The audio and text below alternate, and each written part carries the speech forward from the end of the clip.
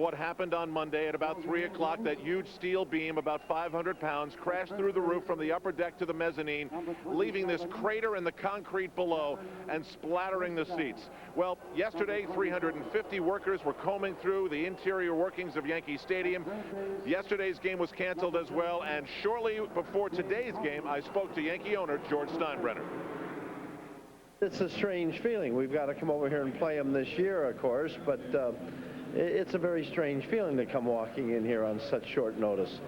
You haven't had a chance to get prepared for it. How about the extraordinary planning that's gone into changing the tickets and the police? The Mets were very helpful. They were very helpful to us, and we appreciate that. And now we've got to get Detroit to help us. And what does that mean? That means switching our series. That's a relatively easy. In other words, we were going to play Detroit here this weekend. We should go and just take the games there and flip-flop those 3 games. And we're asking Detroit to help us. And I think Mike Ilitch is a very good friend, and I think he'll do it.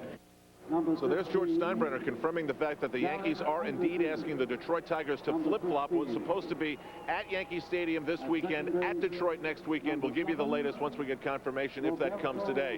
Meanwhile, the Yankees and the Anaheim Angels at Shea Stadium. Some National League memories for Ken Singleton, I think, Jim Cott. Well, certainly some memories for all of us here at Shea Stadium. The Yankees making history at the start of this season with more runs on opening day than any game in the history of the state. This is not the kind of history they wanted to make, but let's get to the game of baseball. The same pitchers that were scheduled to pitch on Monday night, David Wells and Ken Hill, will hook up again. Well, they also hooked up out in Anaheim, and David Wells came out on the short end of the stick in that particular series. David Wells was pitching very well, if you will, until the 4th inning.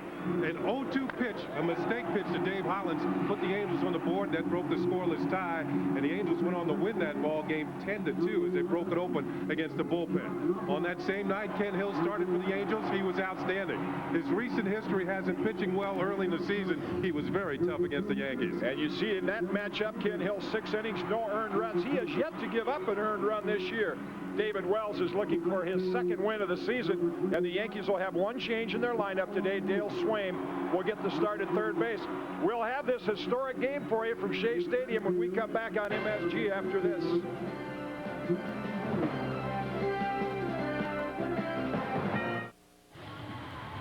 Welcome to Shea Stadium. That'll be a busy place today, that fan information booth, and the people here at Shea Stadium are doing an excellent job of directing the fans as to where their seats will be, corresponding with where they would have been in Yankee Stadium. It's been on the message board, and so far from looking at the stands and milling around, people have had no trouble finding where their seat is for today's game. David Wells has no problem finding where his is, right out in the middle of the diamond. In fact, these Yankees, 23 years since they played a game at Shea Stadium, when this was their home park for a couple years, and they will be here again in June to play the Mets. So David Wells will pitch for the Yankees, and let's take a look at Terry Collins' lineup for the Anaheim Angels. The young phenom Darin Erstad leads off, then Dave Hollins, Tim Salmon, and Cecil Fielder's the DH. Jim Edmonds, Phil Nevin, Garrett Anderson, Norberto Martin, and Gary DiSarcina round out the Angel lineup. So what a day. Our first ever telecast on MSG from Shea Stadium. Of course, these Mets will hook up. The Yankees and Mets will hook up in June in interleague play, so we'll be back here again. There's Darin Erstad, 23-year-old first baseman. He takes ball 1. Look at Boomer Wells. He'll come right after the Angel hitters. Has a good fastball. He'll use it, try and get ahead on the count, then start using his breaking ball and his changeup. Fouled out of play, ball and a strike. A mound is a mound. It's 60 feet 6 inches. They're all supposed to be standard, but they're not. And I'm sure batters' boxes are the same way. So these early innings, you know, for David Wells, he's been out there before, but he's when he was in the National League with the Cincinnati Reds. But that's always the primary concern. You go to a new ballpark, get adjusted to that pitching mound the first inning or two.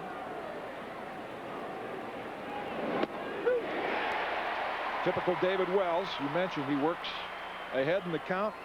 One of the best control pitchers in baseball, one of the most durable. There's only 8 guys. Hey, there's the fella that started the first Yankee game in Shea Stadium back in 1974, Mel Stottlemyre. The Yankees called this their home for 2 years. Curveball pulled toward Tino Martinez at first. He wins the race to the bag, and we've got one down here in the Angel first. Here's a look at Tino Martinez at first base. Let's check out the rest of the Yankees defensively this afternoon at Shea Stadium. Kind of strange to say that. Curtis, Williams, and O'Neill in the outfield. Swaim, Jeter, Knobloch, Martinez around the infield. Posada doing the catching. Wells on the mound. There's a look at Dale Swaim getting a start at third base. Joe Torre. Now, Swaim, this will be his first start of the season. He has had one other appearance defensively, but a chance to play third base for the Yankees this afternoon. He can play anywhere in the infield. And the first pitch to Dave Hollins, a curveball, though. Dale Swaim actually came up as a shortstop. He was the Brewers' #1 draft pick in 1982, and in that homer-happy season of 1987, he had a big year. He hit 25 home runs that year, his all-time high. Pulled foul outside of third. It's a ball and a strike to Hollins. As you pointed out in the open, Dave Hollins victimized David Wells in the game out in Anaheim for a home run. Came on a high fastball. Hollins, a very good high fastball hitter from the right-hand side of the plate. You have to pitch him, what do you say, higher than high? Yep. Go up the ladder with him. Good curveball. Wells' stuff appears to be very, very sharp, and that's been the concern. There's the Yankees principal owner, George Steinbrenner, and #1 Yankee fan, Rudy Giuliani, the mayor at Shea Stadium. How about that change? Broken bat, look out. Bat flies into the stands, but Swaim makes the play, and Tino Martinez on the receiving end makes a nice grab. 2 down here in the Angel first inning. Wow, that was a lethal weapon headed for the stands, and nobody hurt. Well, the pitch is on the inner half, and it's going to get well on the hands of Hollins, and you can see that bat just shatter, and the business end of the bat will head for the seats. Fortunately, nobody was injured. As Kitty mentioned, the sharp end of that bat, it's like razor sharp when it comes through there.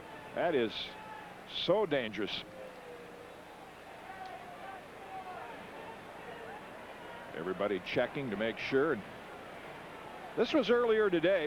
Joe Torre and Terry Collins meeting with the umpiring crew on the ground rules at Shea Stadium being different than the ground rules at Yankee Stadium, and the umpires pointing there out. There's the umpire lineup brought to you by NAM, the National Arbitration and Mediation, most timely, cost-effective way to settle your legal disputes. And there is the crew: Jim McKeon, Al Clark, Jim Joyce, Terry Kraft. 1-1 to Tim Salmon. He's off to some start. He's second to Ken Griffey Jr. in home runs in the American League, batting average at 300, and this is from a guy that's usually a slow starter. Very unusual for him, but the Angels took steps to get him off and going well this year.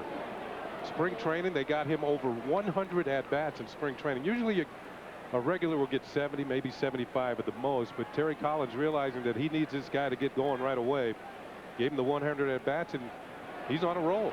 It's paying off. Wells not happy with that pitch, and it's 3-1. The Anaheim Angels are undefeated against the American League except for Cleveland Indians. Cecil Fielder waits on deck. The Indians, they've hooked up 6 times. The Indians have won 5 out of 6 against the Angels. Their overall record is 6-5 in the American League West. Good fastball. The concern was for the starting pitchers, you know, to get the 2 days off, and it would usually show up in your control and your sharpness, but Wells is right on target here in the first inning.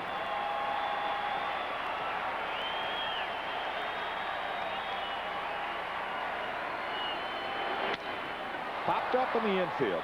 Now blocked back. Now O'Neill has it located on this hazy day, and he'll make the call and the catch. So David Wells retires the Angels in order here in the first inning at Shea Stadium. Yankees coming to bat when we come back. Yankees baseball is brought to you by the irresistible taste that makes you say, did somebody say McDonald's? By American Express. Wherever you are, whatever you're doing, American Express helps you do more. By your Tri-State Jeep and Eagle dealer. There's only one Jeep, and it's only at your Tri-State Jeep and Eagle dealer. And by Nobody Beats the Wiz Home Entertainment Center. That subway stop there at Willetsport, probably a train you took a few times. Yeah, every once in a while my buddies and I would come out here to Shea Stadium, sit way up in the upper deck and duck airplanes. Ken Hill, and you see all the zeros. He has yet to give up an earned run. He's 2-0, and he has been some pickup for these Anaheim Angels as he takes the mound today for the 3rd time this season. You see the rest of his pitching line. He is the David Cone of the late 90s. Let's take a look at the Yankee lineup that he'll face. Chuck Knobloch, Derek Jeter, and Paul O'Neill at the top. Then Bernie Williams, Tino Martinez, and Darryl Strawberry. Bottom third, Chad Curtis, Jorge Posada, and Dale Swain gets his first start. He bats ninth. Defensively for the Angels, a very good outfield to start with. You have Anderson, Edmonds, and Salmon in the outfield. Hollins, DeSarcina, Martin, Erstad, and Nevin doing the catching today, and Ken Hill on the mound. Paco Martin getting a start at second base, coming over from the White Sox as a free agent. Randy Velarde might be back soon for the Angels, though. First pitch from Hill to Knobloch, in for a strike. Randy on his rehab program up to throwing about 50-60 balls a day, not turning any double plays yet, but the Angels be happy to get him in that lineup. Ball and a strike. Mentioned Ken Hill is the David Cone of the late 90s. Toronto acquired David Cone, helped him win the World Series. They did. The Yankees acquired him. They won the World Series with David Cone. Hollins can't get it. Knobloch has a leadoff hit. So Chuck Knobloch's first at bat in Shea Stadium, a successful one. And the leadoff hitter now has reached first base, or reached base, in every game this season, including spring training. So it's what, 34 games in a row now that Knobloch has reached by a hit or a walk or being hit by a pitch. Hollins seemed to dive over that ball as it went into the outfield. Knobloch, concentration, trying to get on, get something started. High fastball, turns on it and smokes it into left field. Tried to get in his kitchen and he fought it off. That's where they tried to pitch Derek Jeter. Derek would do well to watch how Knobloch probably approaches that. He really keeps his front shoulder in till the last moment. It appears from this shot that Derek Jeter might be just a bit farther away from the plate. Shows bunt, and Hill, who is an excellent fielder, makes the play. It advances Knobloch to scoring position. You know, with the conditions the way they are today now, it has been raining. Supposedly it's going to clear up. Maybe playing for one isn't such a bad idea. The other day, Derek laid down a bunt with 2 men on. It actually prolonged an inning as he got a base hit and gave a chance for Paul O'Neill and Bernie Williams to come up with some big hits. This time just a sacrifice, and he moves Knobloch into scoring position. Yeah, that was a win-win play right there, because I think with Hollins not being a particularly good fielding third baseman, if Derek gets the ball down to third, he's going to have a base hit. And at worst, it'll be a sacrifice, which this one was. Paul O'Neill, no stranger to Shea Stadium during his days with the Cincinnati Reds. We'll point out some differences, and it affects left-hand hitters a great deal playing here versus Yankee Stadium. That's outside for ball. The right-handers will probably welcome it, the right-hand hitters, because it's not as deep out in the power alleys. But our broadcasting colleague Bobby Mercer can attest to the fact that during those 2 years in the mid-70s, those fly balls that would be home runs in Yankee Stadium, where it was 310 feet down the line, are just warning track outs at Shea Stadium. Al Trautwig had a chance to visit with George Steinbrenner just before the game. In case you missed that, George had said, I think my good friend Mike Ilitch, the owner of the Detroit Tigers, might agree to swap the series, and we've got this breaking release out of the American League office that in fact the Tigers have agreed to let the Yankees swap the series. Ground foul at the plate, so we will update you on the schedule. The games this weekend that were going to be at Yankee Stadium will now be switched to Detroit. Friday night's game on WB11, and then Saturday and Sunday are daytime affairs. Saturday's game on MSG. So those will come to you from Tiger Stadium. Gonna have to change our travel plans. At least I will.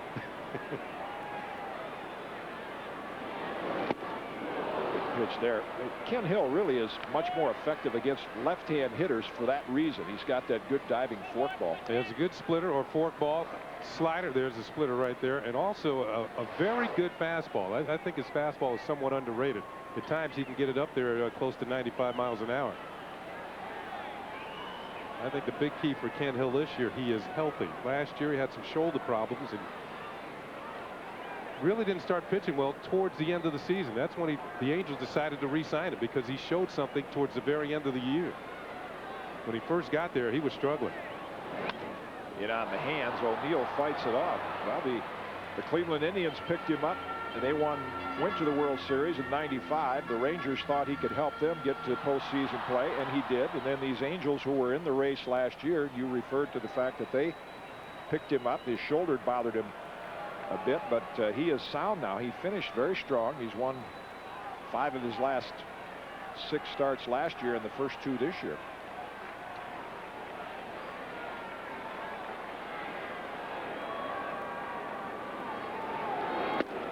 O'Neill off the plate, and it's 2-2. Getting back to the schedule again, we'll update you with ticket information and everything, but the games that were scheduled to be played at Yankee Stadium this weekend will now be played there on Friday, Saturday, and Sunday, April 24, 25, and 26, so a weekend later, and that's going to, of course, cause some ticket problems for both teams, but they'll work through it.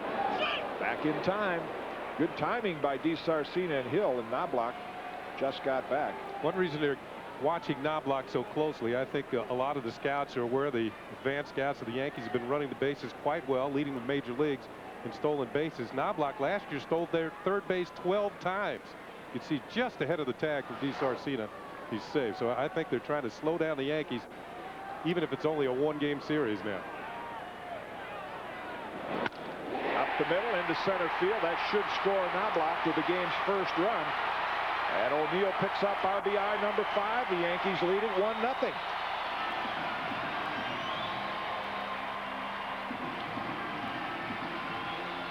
Knobloch scoring a run. Yankees hope he'll do that well over 100 times this year. And Paul O'Neill driving a run maybe well over 100 times this year.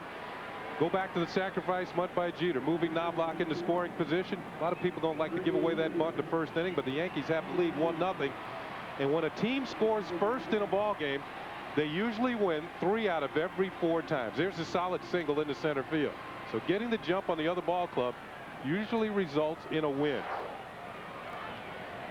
So Paul O'Neill with the first Yankee RBI at Shea Stadium in 23 years.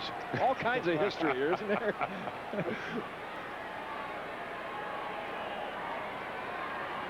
Here's Bernie Williams. There's the good splitter. And again, the scoreless inning streak for Ken Hill comes to a close. That's the first earned run that he has given up this season. You know, you mentioned the Yankees played here in '75, and I played in the last, well, not really. It was a doubleheader. The final day of the season, Orioles and the Yankees. I played in the first game, but I didn't play in the second. O'Neill on the run. O'Neill has a stolen base. An inexperienced catcher in Phil Nevin. Been an infielder, outfielder, and Joe Torre and his bench coach Don Zimmer turning them loose. So Joe gave everybody the green light coming out of spring training. If you feel you got it, go ahead. I think the team has made good decisions on the bases. It's obvious because they've had so much success, and no reason for Joe Torre to shut them down now. They are just stealing their way to victories. One of the hidden parts of this Yankee lineup we really didn't anticipate coming out of spring training. We talked about the depth of it, ability to draw walks, get on base. That's low, and it's 2-1 to Bernie. They lead the American League right now in base on balls. The lineup does. That guy's a big part of it. Maybe it's the influence of Knobloch coming to the ball club. He stole 62 bases last year. Maybe Joe Torre says, well, you know, maybe the other guys can get us some too as well, and maybe he's leading them in that situation. Grounded toward first, and that'll hook foul. 2-2. I think what happens, Kenny, is from a pitcher's standpoint, once Knobloch is out of the way as a pitcher, you say, well, okay, he's done. Now I don't have to worry too much about it, but check that. The most in the major leagues, and it's spread around quite nicely. Curtis Jeter and Knobloch with 4. Darryl Strawberry has 3. And they have to go back 60 years to find the last time the Yankees led the majors. And the Rickey Henderson era, they were up there among the league leaders when Rickey was here, but he was responsible for most of it. This year they're spreading it around the lineup. O'Neill checking the position of the outfielders, and it's a 2-2 count to Bernie Williams.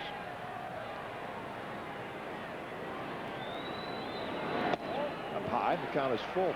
You saw that note the last time the Yankees led the majors, 1938. Frank Crosetti. The Crow. Yeah, he led the team in stolen bases with 27.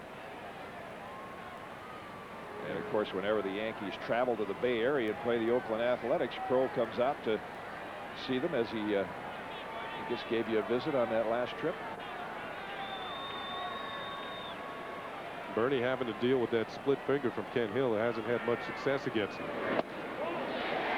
McKeon, the home plate umpire, made a move as if he was going to call that strike 3. Ken Hill thought it might have been, but again, the patient Yankee hitters, and Bernie draws a walk. Game earlier this year at Yankee Stadium, Bernie drew 3 walks, and prior to that, I really feel that he didn't have a handle on the strike zone. He was chasing a lot of pitches. All hitters want to get off to a great start, and they want to get some hits to get the season rolling. But you have to chase good pitches. You have to go after the good pitches. When Bernie Williams starts to get his walks, that means he has a good idea of the strike zone, and usually means he's hitting well too. And it enables this guy to hit 3-run homers, which he did so often last year. Tino Martinez. He's got 2 men on base again. Hit well, right center field, a little off the end of the bat, it sounded like, but it got enough of it to reach the wall. Bernie Williams is right on O'Neill's heels, and he'll be held as O'Neill scores run number 2, and the Yankees lead it 2-zip. Kenny, you were talking about the difference between Shea Stadium and Yankee Stadium. That might have been a difference right there. This ball might have got out of Yankee Stadium. I'm not sure. Pretty long way towards right center. But this was hit maybe a little bit off the end of the bat. It didn't quite have that good sound to it, but it does make it to the gap, and the Yankees are going to pick up another run. Salmon chasing, but that ball's headed further upstream than he is. Real good job by Edmonds playing that. See, O'Neill has to wait. Is it going to be caught? Is it in the gap? Now he knows he can score easily. And Bernie Williams right on his tail had to be held up at third. And here's Darryl Strawberry, who is the all-time leader in home runs at Shea Stadium. And he got quite a welcome from the fans when he trotted out on the field today.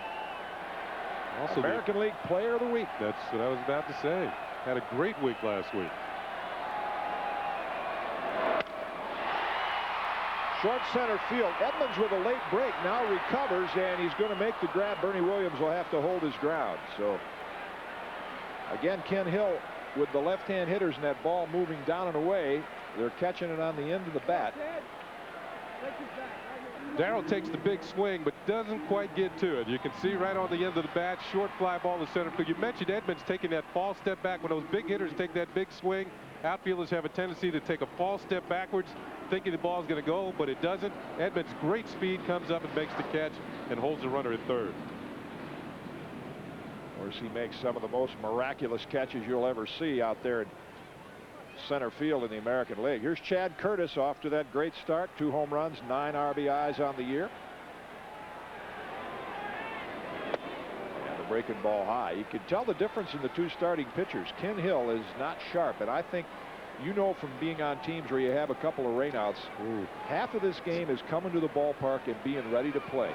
You got to put out of your mind what happened and say, hey, I got to get ready to play today. David Wells was sharp in the first inning. That's in for a strike. In fact, the Angels have a quote on their lineup every day, and I thought today's was particularly appropriate. Do not permit what you cannot do to interfere with what you can do. Author of that quote was John Wooden, the Wizard of Westwood. That's low for a ball, and that's good advice on days like this, because you worry about, well, are they going to play in Yankee Stadium? Are you going to play the game today? It's raining, and you have to put that out of your mind as a ball player. Just say, hey, I got to get ready to play. I think another thing you have to take into account here is the fact that the Angels have been sitting around hotel rooms for the last couple of days. And they had a chance to work out, don't get me wrong, but they're primed to play ball now, not just work out. Fouled out of play, 2-2, and the Yankees have been at home, you know, with their families. Yeah. Particularly in New York. We love New York, at least I do, but a lot of the visiting players, it's not one of their favorite stops. They kind of get cooped up in those, they get a little cabin fever, cooped up in those hotels. And well, it works both ways, too. City never sleeps, folks. Right, that's right. You don't have to be locked up. Good pitch on the inside corner. Curtis down on strikes, so the Yankees crack through against Hill for a couple of runs, but they do strand 2 in the first inning. And David Wells and the Yankees, after 1, own a 2-0 lead on this RBI double by Tino Martinez.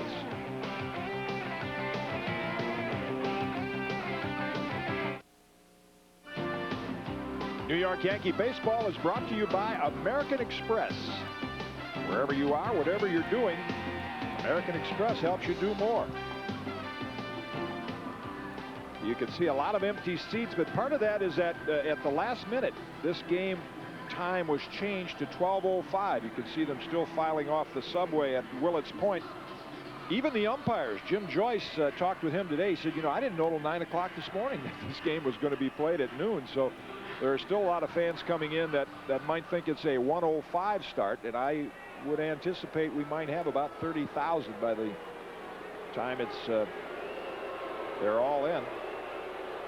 Yankees lead it by a pair.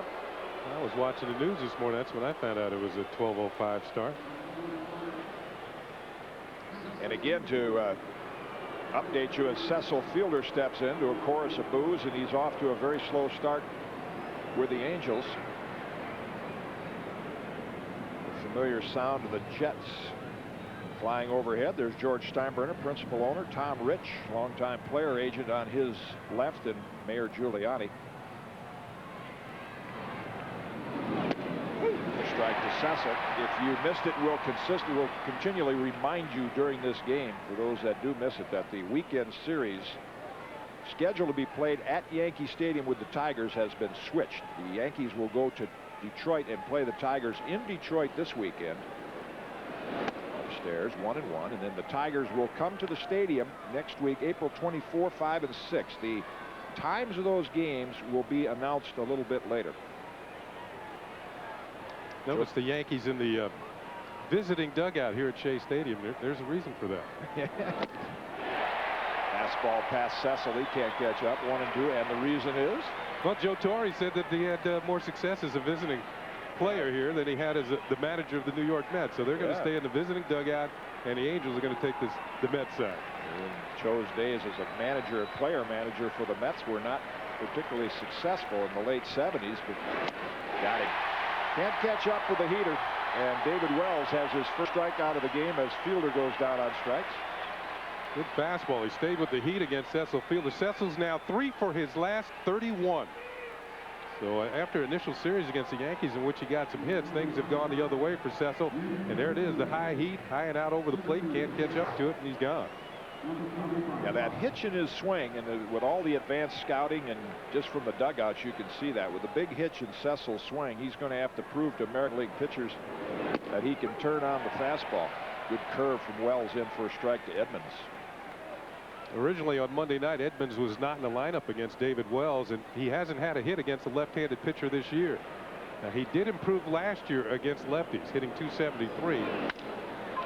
That's toward the line. That might be his first one. Curtis is going to have to retreat and play it on a bounce, and Edmonds has a one-out single. So now he has a batting average against left-handed pitchers.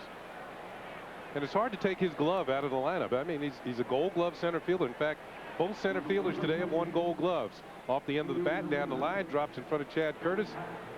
And Jim Edmonds is aboard with a base hit.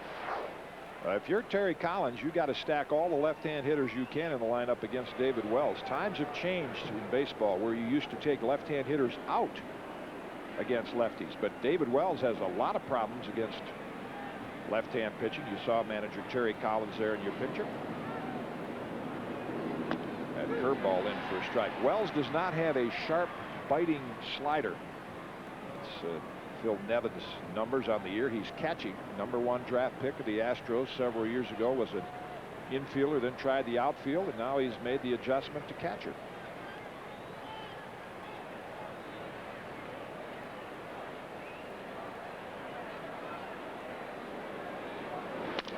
Right back up the middle. Knobloch to Jeter. To Tino Martinez in an inning-ending double play. Another good inning for David Wells and the Yankees. On their first game at Shea Stadium in 23 years, the Yankees are off to a good start. They lead at 2-0. We head to the home half of the second. 2-0 Yankees. David Wells getting the mud removed from his cleats on this rainy, misty day. This is how the inning ended. Well, double play ball. I think that David Wells could have had a shot at this ball, but he decides to let it go because he knows where his infielders are. They're playing towards the bag, cheating for the double play, and he gets it turned by Knobloch and Jeter. So I think an experienced pitcher, if he deflects it, might have been an infield hit if he didn't come up with it cleanly. Now to lead off the Yanks second, Jorge Posada, who is getting more and more playing time. Pair of home runs. And first pitch in for a strike. You're going to see a lot of that. Yankee hitters looking up. Yeah, we're not used to those jets flying overhead. Late on the fastball, 0-2. That one got in on the thumbs. You could see Jorge shaking, and he does not wear any batting gloves.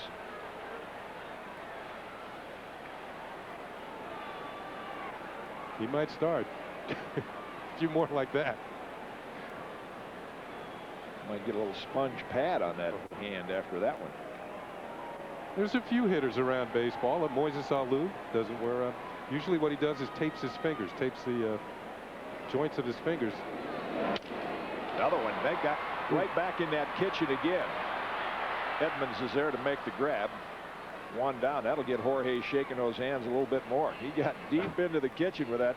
Yeah.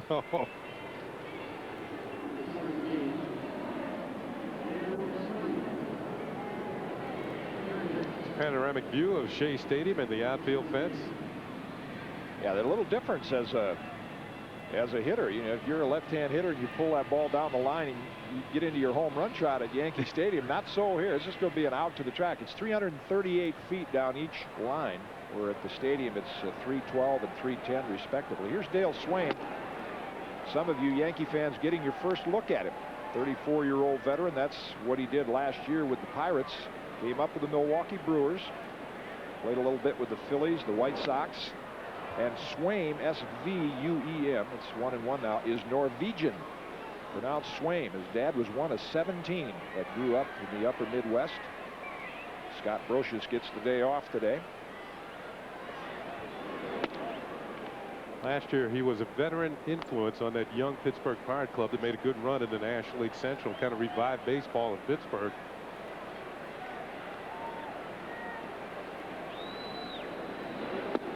Low, it's 3-1. He might stick around and watch the Mets game tonight. He's got a cousin playing there, John Olerud. The Mets will file in here, I'm sure, about 4:30 or 5 o'clock. This isn't what Ernie Banks had in mind when he said let's play two. It's the first time this century that there are two games played, two different leagues.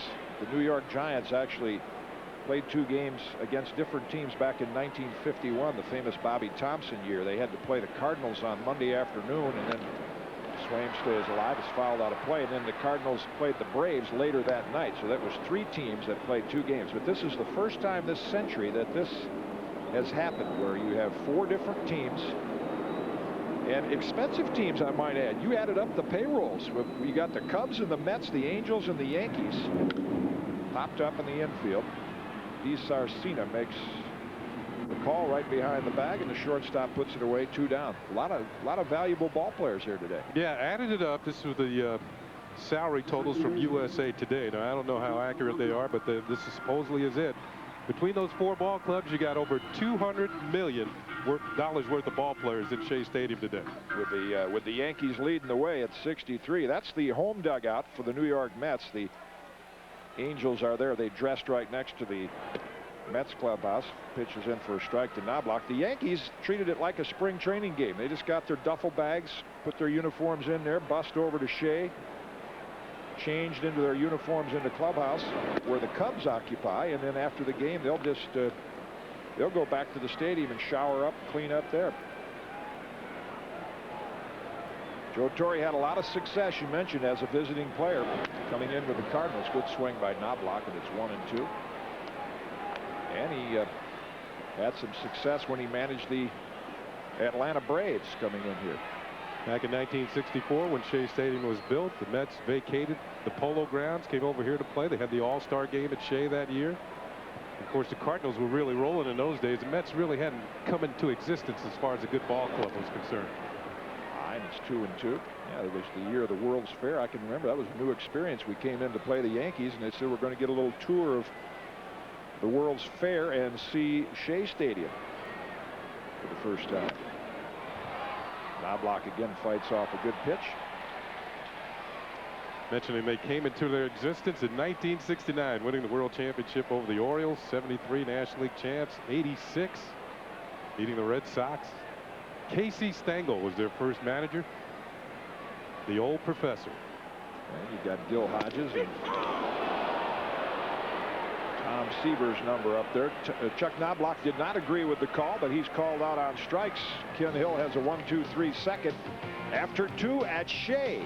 Yankees lead it by a pair. Lots of stuff going on at Shea Stadium today with this unusual situation. Those are the uniforms of the Chicago Cubs. They'll be here a little later. That's Mark Grace, their outstanding first baseman. And Chili Davis pinned a little note on Mark Grace's locker. There's some more highlights of today's game. The players dressed at home. They're using the third base dugout and the visiting clubhouse. They have an advanced sale of $32,000 for today's game, and they are filing in. Many thought it was going to be a 1 o'clock start. It was moved up. And now here's the note that Chili Davis penned to Mark Grace in his locker. So when Mark gets here, if you're watching this game this afternoon, Mark, we'll give it to you right now. Gracie, you're my favorite player. I loved you in high school. Chili Davis. Chili said, I used to watch him play when I was a kid. Here's Garrett Anderson. That's in for a strike. And Chili, incidentally, just to update him, Chili's broke into the big leagues, of course, back in the early 1980s, but it appears more and more likely, no official word, that he may have to have surgery on that injured ankle. 0-2. Good fastball from Wells as Anderson gave a little ground. Garrett, a .357 hit against David Wells in his career.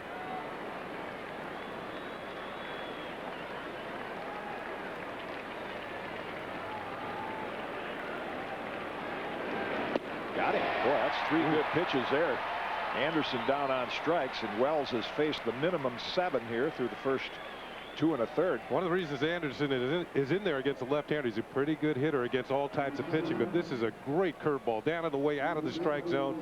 No chance for the left-handed hitter, Garrett Anderson. There's an original Met on the left, Don Zimmer. He was an original Met. Believe it or not, this is Jack McDowell's first trip to Shea Stadium. He's never been here before. But there's a little story with Zim and Shea Stadium. Mentioned he was an original Met, but only for a short period of time. He said it actually worked out quite well because he got traded to Cincinnati, and his father was not in good health at the time, so he got to go back home with him. Paco Martin taped strike 1, but he was sitting in the office down the visiting clubhouse in 1991 as a manager of the Chicago Cubs when Jim Fry and the president of the Cubs, Don Granesco, walked in and said, you're fired. And Jim Essien took over. 1 hopper to Jeter. Tino Martinez in time, 2 down. So, like Zim says, just about the time in this game you think you've seen it all, you haven't seen it all. And in another week and a half, he said something different will come up again. Jim Essien got the job? Escobar. Escobar, yeah. Took over, managed the Cubs when Zim left. And can't see it under that jacket. Of course, Zim wearing number 50 this year. It's his 50th year in organized baseball. Gary DiSarcina, Angels shortstop, steps in for a strike. Wells is sharp. Getting ahead of the hitters and stretching the zone with the breaking ball. DiSarcina missed a couple of games. Here's David Cohn. David Cohn, of course, Mets all those years. Came up in the Mets organization. Fouled straight back, and it's quickly 0-2. Mentioning DiSarcina, missed a few games with a bone bruise. He dove into a camera well out in Anaheim and missed a couple of games. When this guy's in the lineup, they're better than 500 ball club. When he's been out of the lineup the last few years, they are well under 500. Shows you the stability he brings to the infield. Another no batting gloves guy.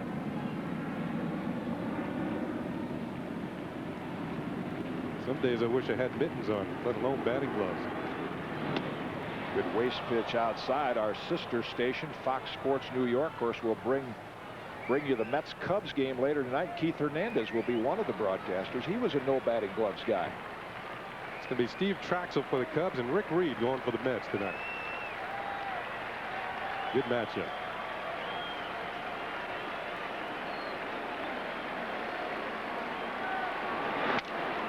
Into right field, but Paul O'Neill is waiting there.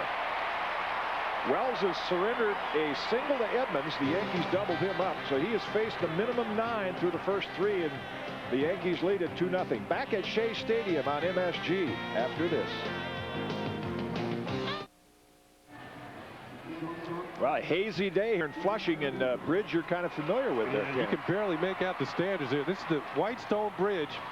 And, of course, I played for the Mets, came up with the New York Mets, lived in Westchester County, so I crossed that bridge coming to the ballpark every day. And I hate to admit it, but it only cost a quarter in those days for the toll. Nowadays, 28 years later, $3.50 to cross that bridge when you come to it. Jeter takes ball 1. Well, it's got to be a neat experience for you coming back here. Under the circumstances, you make the best of it. But you saw a lot of games here as a kid, and of course broke in with this ball club. Yep, I was sat up there in the cheap seats in the upper deck and ducked airplanes. My buddies and I would take the train out here to Shea Stadium and watch the Mets. Outside for a ball. Saw Willie Mays back in 1965 hit his 17th home run of the month for a National League record.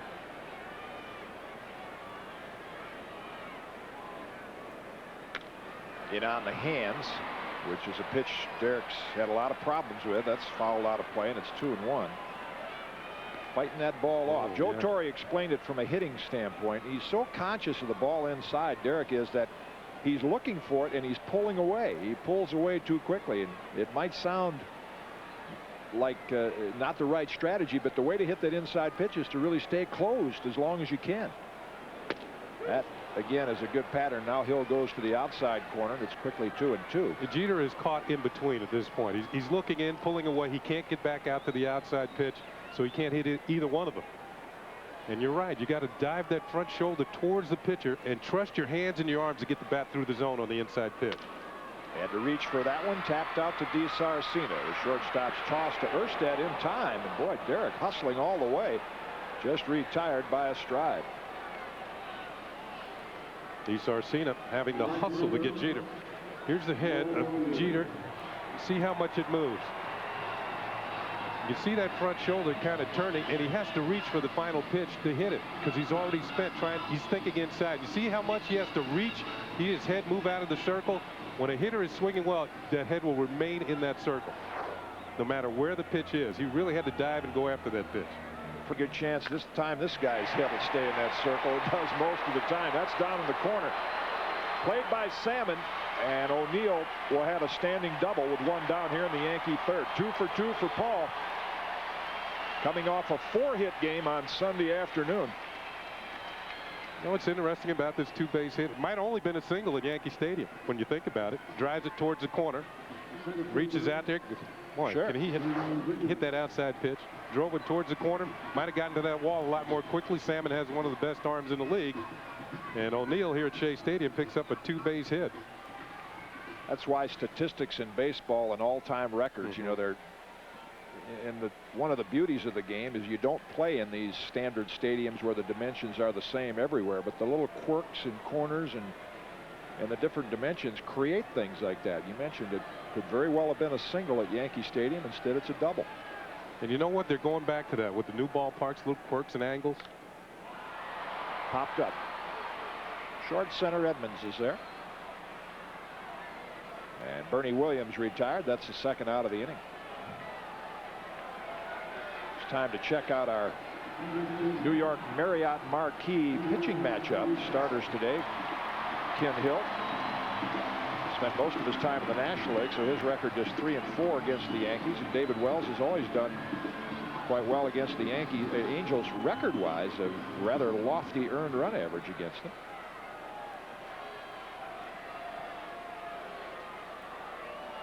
Wells is retired. The Angels in order in the first 3 innings, with the exception of Edmonds, who got a base hit but was retired on a double play. Tino Martinez takes strike 1. And the breaking ball low, 1-1. My first look at this stadium was as an American leaguer, because coming in with the Chicago White Sox, it was when the Yankees played here in 1974 and 75. They've given it a couple of nice bright coats of paint. Ripped right field. Salmon will not get to it. Martinez is going to have another double. So between O'Neill and Tino Martinez, they have solved Ken Hill today. And it's now 3-0 Yankees. I used to say about Lou Gehrig that he hit line drives past outfielders like most guys hit them past infielders. And on this particular line drive, you can see that Tim Salmon is already in retrieving mode, and the ball gets by him as it might an infielder on a line drive single. This is how hard this ball is hit. You can see the ball is completely covered by the bat. The ball is right here somewhere, right out here somewhere. You can hardly see it against the white bat of Tino Martinez, but it is smoked towards right center field. Really good example of a guy that's hitting well, Tino, and a guy that's struggling, Derek Jeter, just in those 2 shots. How Derek is kind of diving and a lot of head movement. Tino is locked in. Here's Darryl Strawberry. Inside corner, strike 1. I would say if Tino could take that swing, get Charlie Wasowitz, the video coordinator, and just look at that swing. That was as solid and fundamentally sound a swing as you can make.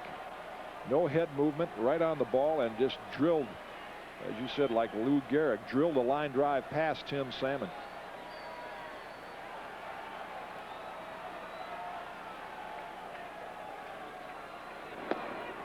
Inside corner again, says Jim McKeon. Darryl didn't think so. It's 0-2. Sky's beginning to brighten a little bit now.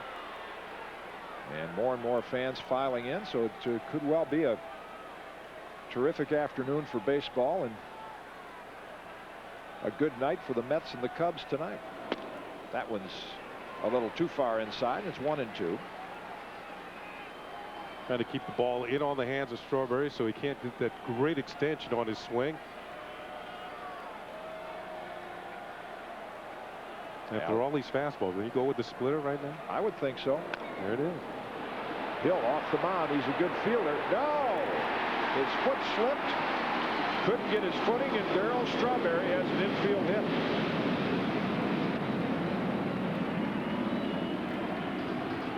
You mentioned Ken Hill, a good fielder. Third baseman Hollins pulled over towards the hole, so Ken Hill's the only one who had a chance at this particular ball off the end of the bat. Barehands it. Hill used to be a catcher, but this time he decided not to unload. He's going to hold on, and Darryl's going to pick up an infield single. Here's a splitter off the end of the bat, and Darryl headed down that line. In the old days, it would have been easy for Darryl to beat it out. Of course, with the knee problems, you can see a little bit more baseball on this one than you did on the swing of Tino Martinez. His bat just covered the ball, but it's still a base hit. There's Chad Curtis. That's in for a strike. Where Darryl got a little break on that ball. If you noted in one of our replays, it took a little side hop. I think Ken Hill thought he was going to field that ball, and then it hopped toward the line, and he couldn't get his footwork.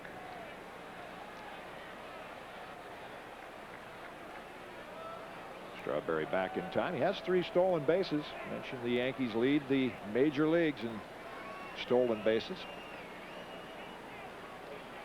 And Hill, a rather easy pitcher to steal against.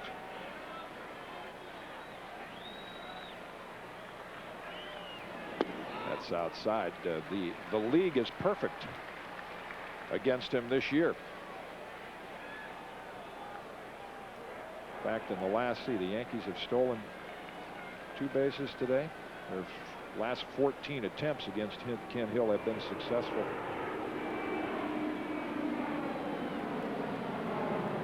Strawberry on the move and is fouled at the plate. 1-2 to Curtis. Darryl has stolen 3 out of 4 this year. Back to Strawberry.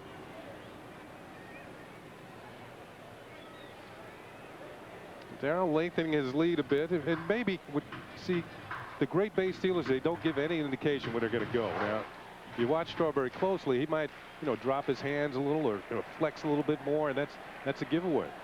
Vince Coleman, the great base stealer from the Cardinals during the 70s and 80s, used to touch the top of his helmet, blew that helmet off. Hit well to center field. Edmonds on the run, has it measured, and he'll put it away. Al Trotweg will be along with Kenny in the 4th inning. We've played 3 at Shea Stadium, and the Yankees in control of this one so far. They lead it 3-0. Back on MSG after this.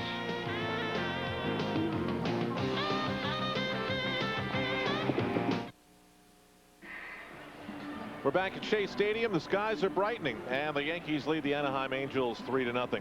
Al Trowig now with Jim Cott, and Jim, like you, plenty of Shea Stadium with Ken Singleton. Excuse me.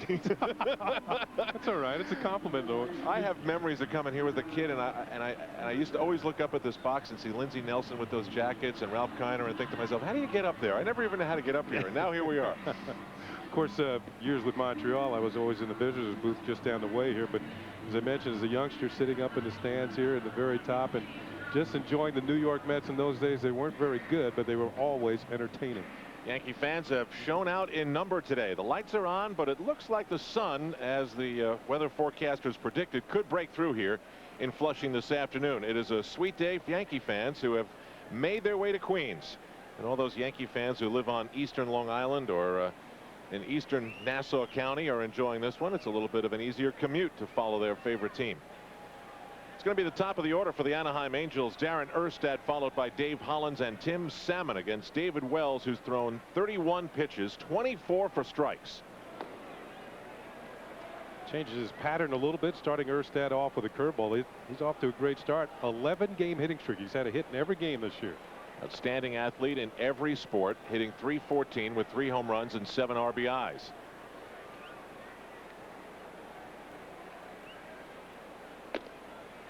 That's off the plate, high and inside. The Angels come in with a record of 6-5, and while the Yankees have had their weird moments on this trip, the Angels were of the mindset on Monday that they were flying out on Tuesday, and that didn't last for very long. And it's a strange thing when you get yourself set in your mind that you're doing one thing and then your schedule changes so dramatically the next. That's a strike. 2 balls and 1. Chance to talk to Terry Collins the other day prior to the postponement of the first game of the series. He was talking about Erstad, saying that eventually he feels that this young man is going to bat 3rd in the order for the Angels. He has some good power and excellent speed, and he feels that eventually he might also go back to the outfield. He's an outfielder by trade. That ball is smoked. Bernie's on the run and pulling it down. That had to be a knuckler for as hard as he hit that ball. And Bernie made it look easy. Got a great jump. Let's listen to that last piece of contact by Erstad, and it did have a good sound to it when it left the bat. Can I just do that once in my life? Do all that hard? Or make a catch like this? Okay, either one would be fine. Nice play by Bernie in center field. As I mentioned, 2 gold-gloved center fielders in the ballgame today, as Bernie robs Erstad of a hit. He's the hardest working guy on the team, Dave Hollins, who bunts for a strike. For a guy who has pretty good power, Hollins not afraid to try and drop down a bunt, either right-handed or left-handed. 14 bunt base hits last year. So the third baseman and the first baseman always have to be alive when he's at the plate trying to get something started. There's Swaim at third, a little bit deeper than even with the bag. It is becoming almost comical to me, Ken, as you mentioned Dale Swaim. Yankee fans, because they haven't seen them both very much, are confusing Darren Holmes and Dale Swaim. I have heard many fans say, hey, Darren, and they're talking to Dale, and they say, hey, Dale, when they're talking to Darren. So it's something they've got to work out. Both have those mustaches. Yeah, they look similar. Another bunt for a foul ball, and it's 1-2. 1 out here in the top of the 4th inning. The Yankees are riding Paul O'Neill and Tino Martinez today. O'Neill's got a single and a double, and Tino Martinez has 2 doubles. And they're the ones who are doing the damage against Ken Hill.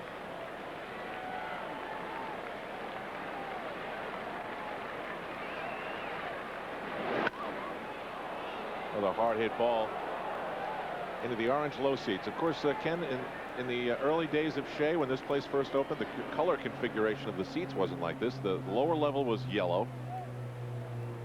I'm trying to. And the mezz was blue. Trying to remember now. Yeah.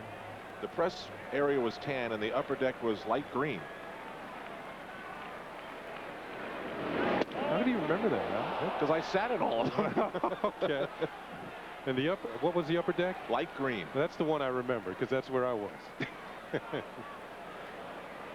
I remember, as we look at where Tommy Agee put a baseball back in 1969, that fans used to, when the games were over, always go to the upper deck and switch the seats either up or down, and they could write messages like "Let's go Mets" with the seats up there in the upper deck. That's in there for a called strike 3. Well, Dave Hollins put himself in a hole with those bunts for strikes, and Wells knocks him out. You know, so many people have had to change their lives to make this night American National League doubleheader take place, and of course the most confused people are the people who have tickets, which means the ticket takers have to be on the ball. The only confusion they have is where they're going to sit, and most of the time we tell them see an usher, because the usher, they don't have ushers in Yankee Stadium, but they have them here. So we tell them go to the ushers, and they can help you out a hell of a lot better than we can, because here we can point you to the right direction, but we can't give you the seats. Long day for you? Very long. After this, we got to go and line up for tonight's game. It's called double dipping. Michael Kay on the case before today's game here at Shea Stadium. I'll tell you, the people who work here, Ken, have the most fabulous attitude. It's like they've all embraced it as just a fun day. They love baseball, these ushers, and look at it. These guys have worked here for decades, all of them. And it's just a lot of the sport that they've loved.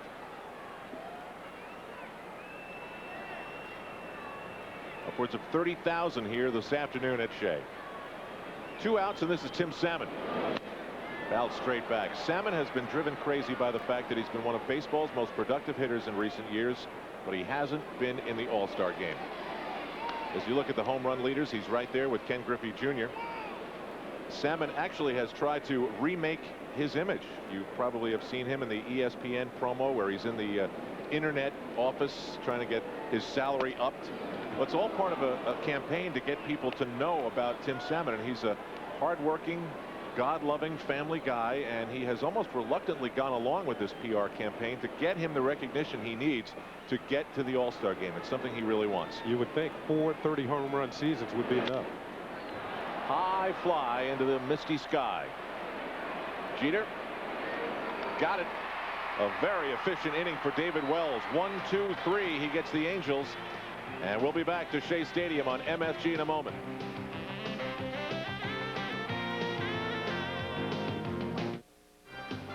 Yankees baseball from Flushing, brought to you in part by Hoover. Nobody gets the dirt like Hoover. Nobody.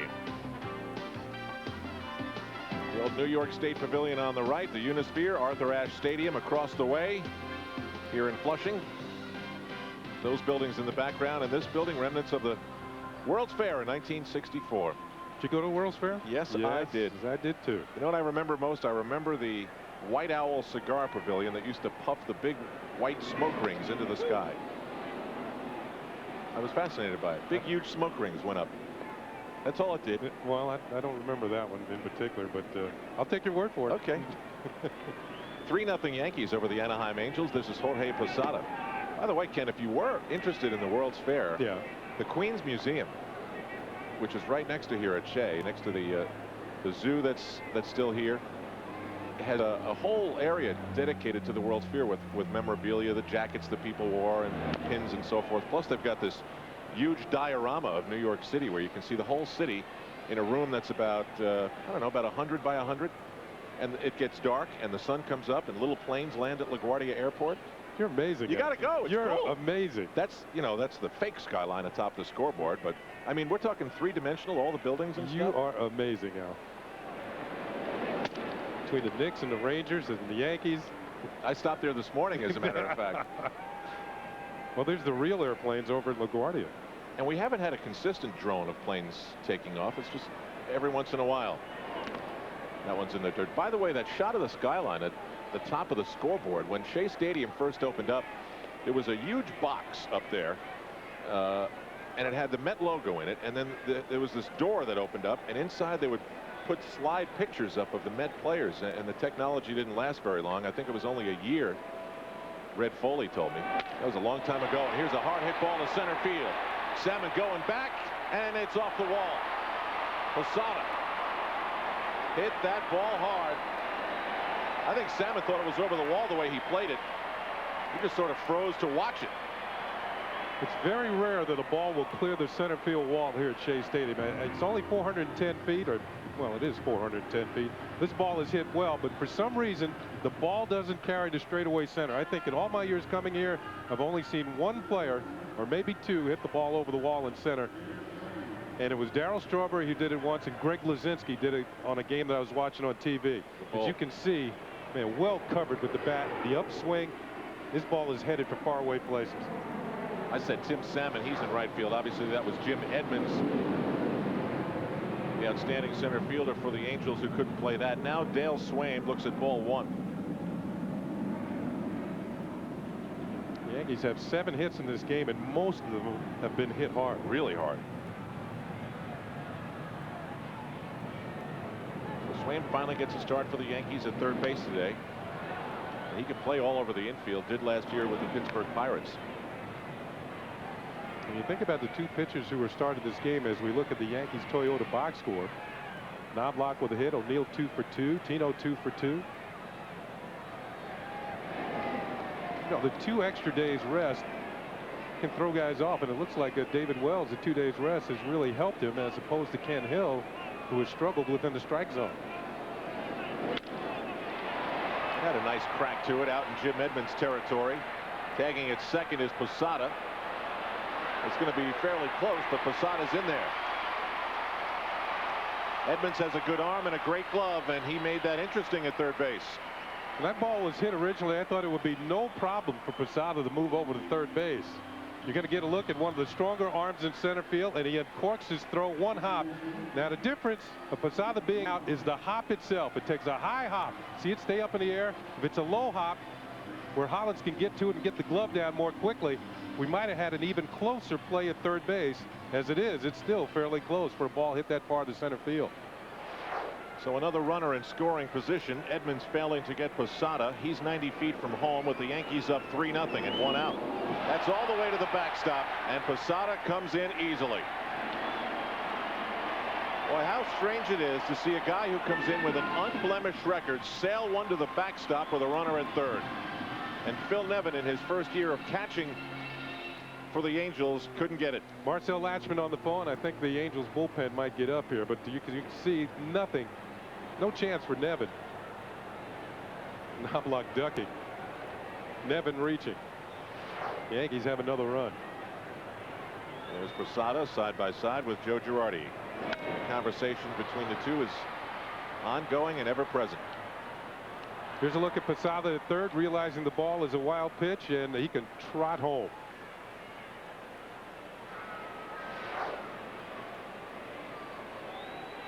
And Girardi's geared up to warm up David Wells, and Jorge Posada starts to gearing up, maybe so that Joe won't have to. 4-0 Yankees here in the bottom of the fourth inning. Chuck Knobloch has singled, struck out, and scored a run.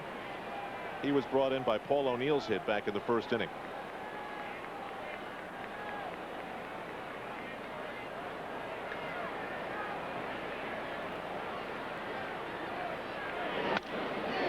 That's poked through where nobody was.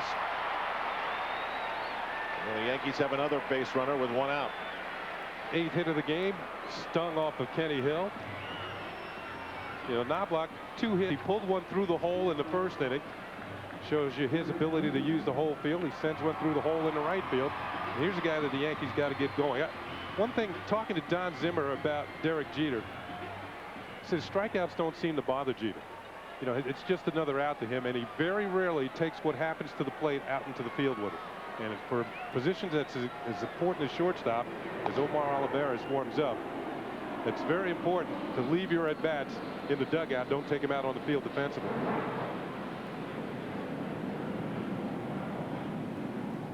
One thing that has impressed everyone about Derek Jeter is the cool, almost over-mature manner in which he has lived his life on and off the field. So that reflects again what you're talking about, Ken. Knobloch way off the bag at first on the pitch. But he is back. 1-0 to Derek Jeter, hitting only a $196. Sometimes the cheapest little hit will get you going, though. It doesn't have to be a big 3 for 4 day. Just that one hit, you're 0 for 3. You come up that 4th time, you really don't feel good at the plate, and you get a hit, and it really boosts your confidence.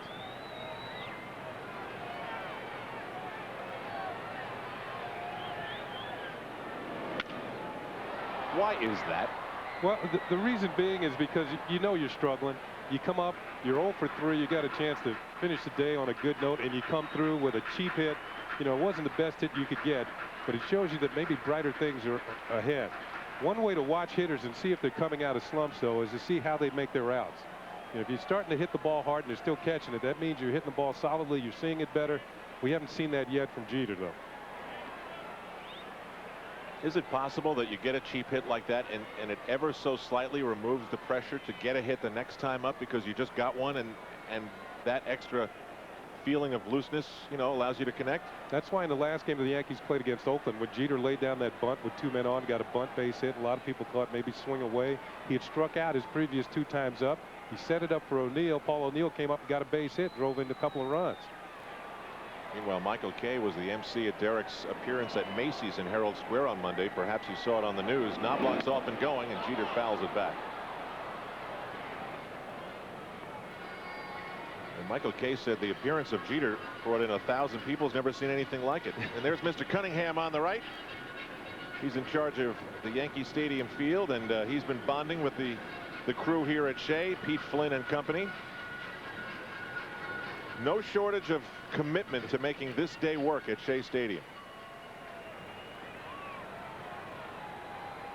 Imagine if this had happened in a city that only had one team, one stadium. What's the problem? Yeah. Ground ball gets through and past Norberto Martin. Knobloch makes the turn. He's on his way to third. The throw is cut off. Oh no, it went through. And Knobloch is out at third base. A great fake by Gary DiSarcina. I bought it hook, line, and sinker, but the throw went through, and Knobloch was out. Well, he mentioned the offensive capabilities of the Angels outfield. They are very strong defensively as well. Knobloch's going to have to hustle. Here's the throw to third. An excellent throw by Tim Salmon, and you can see that Knobloch is just out of there. So Salmon picks up another assist. Knobloch rounding second. Looked like he was going to make it until this ball caught him. What a throw by the right fielder for the Angels. We already saw Edmonds make a good throw, and Anderson also among the league leaders in left field in assists. All 3 of those guys are signed to long-term deals too. Now it's Paul O'Neill. Paul has singled and doubled. Stolen a base. Yankees off and running this season.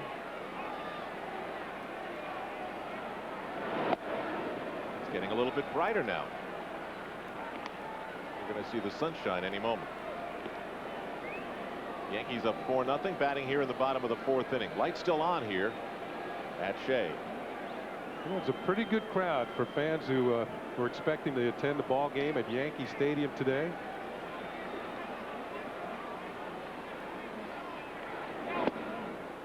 Having to come out to Flushing, see their heroes at Shea Stadium. What's so great is that school is out this week for most kids, and there are just thousands of kids here today as Bernie Williams waits on deck.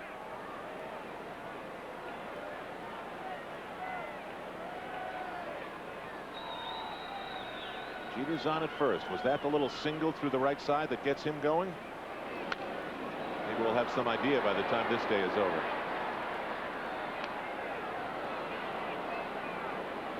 We'll check out where you can find the Yankees on the tube this week on MSG and on the WB11 Friday at Detroit. Now, if you have tickets for this weekend at the stadium, hold on to them. They'll be good next week. But this weekend, the Yankees are going to go to Tiger Stadium and give that crew a chance to make Yankee Stadium as safe as possible. So it's the WB11, then MSG on Saturday at Tiger Stadium in Detroit, where the vendors are going to cash in if they can somehow last through what is a long day. Those guys work so hard up and down the ramps and all over the ballpark. Very rarely watching the ball game.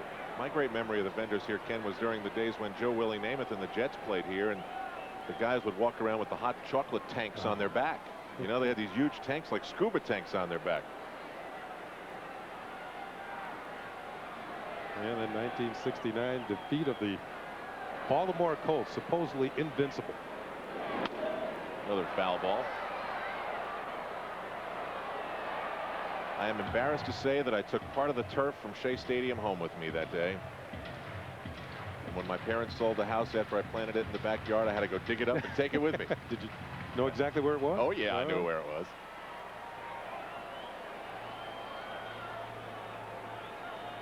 Did you replant it? I still have that piece of turf. All right.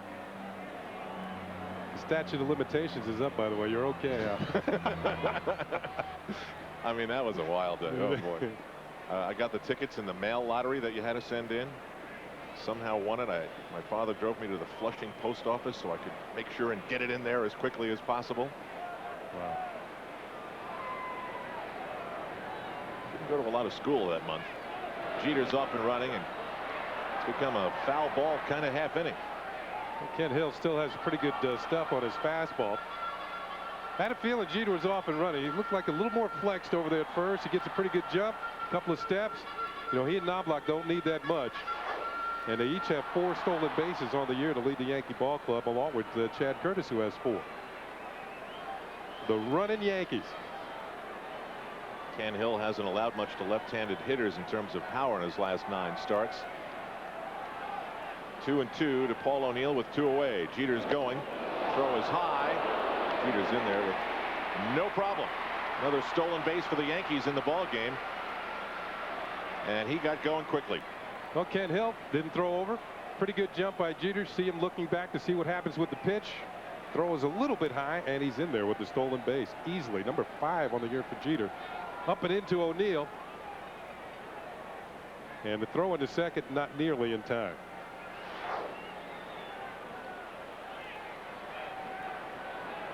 I have a feeling Jeter's on his way to a career high in stolen bases this year. The Yankees could be following him. Another foul ball by Paul O'Neill. This start not indicative of Ken Hill's season nor his spring training. He was outstanding in the spring. He's been outstanding so far in the first year of a 4-year, $22 million contract. And his partnership, along with all the other Angels pitchers, with Marcel Latchman, who's viewed as a real pitching guru, has been outstanding. Omar Olivares still warming up. Jeter flexing on leg. Hopefully there's no pull there. O'Neill comes through again, and it bounces past the left fielder all the way to the wall. Garrett Anderson got handcuffed. O'Neill galloping to third, and he is in there with another run driven in. That was a long chug around the bags for Paul O'Neill. 5-0 Yankees. Yankees now with 10 hits in the ball game. Now this would have been an RBI single. I think Jeter would have scored anyway, but it's wet out here. It's been raining earlier today and last night. And with Jeter moving into scoring position on the stolen base, O'Neill feels, well, I got a base hit. Now he has to turn it off. Sees Anderson prone out in left field. Hit second. Yeah, I'll try for third. Why not? He's in there ahead of the throw. It's going to go as a triple. No errors up on the board. Garrett Anderson is not viewed as a subpar outfielder, would you say, Kenny? I mean, I've seen him make some outstanding plays out there. Just lost his footing. He has one of the stronger arms. It might have been a play at the plate. I said I thought Jeter would have scored easily, but maybe not with Anderson, who was second in the league in assists last year. Here's another look at it. Watch the feet go out from underneath him. Looks like there's a flag on the play. The ball goes all the way to the wall. You know, a lot of misting rain overnight and this morning. Field's probably a little slippery. And as it gets brighter, Bernie Williams has his shades on. That's the 130 to Schenectady. I think it's the Chicago flight. O'Neill at third, coming through with a 2-out base hit. Clutch, clutch, clutch. Bernie Williams hitting .325. Haven't seen his power yet. No home runs and 5 RBIs. David Wells has a nice cushion to play with as he keeps his pitching hand wrapped up.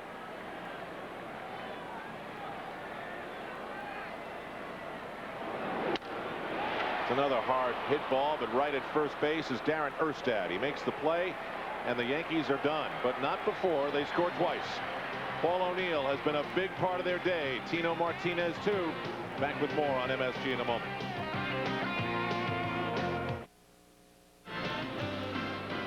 New York Yankees baseball is brought to you in part by MCI. Is this a great time or what? Birds, plants, and other stuff alongside the Grand Central Parkway over there. We're in Queens. Al Troutwig along with Jim Cott.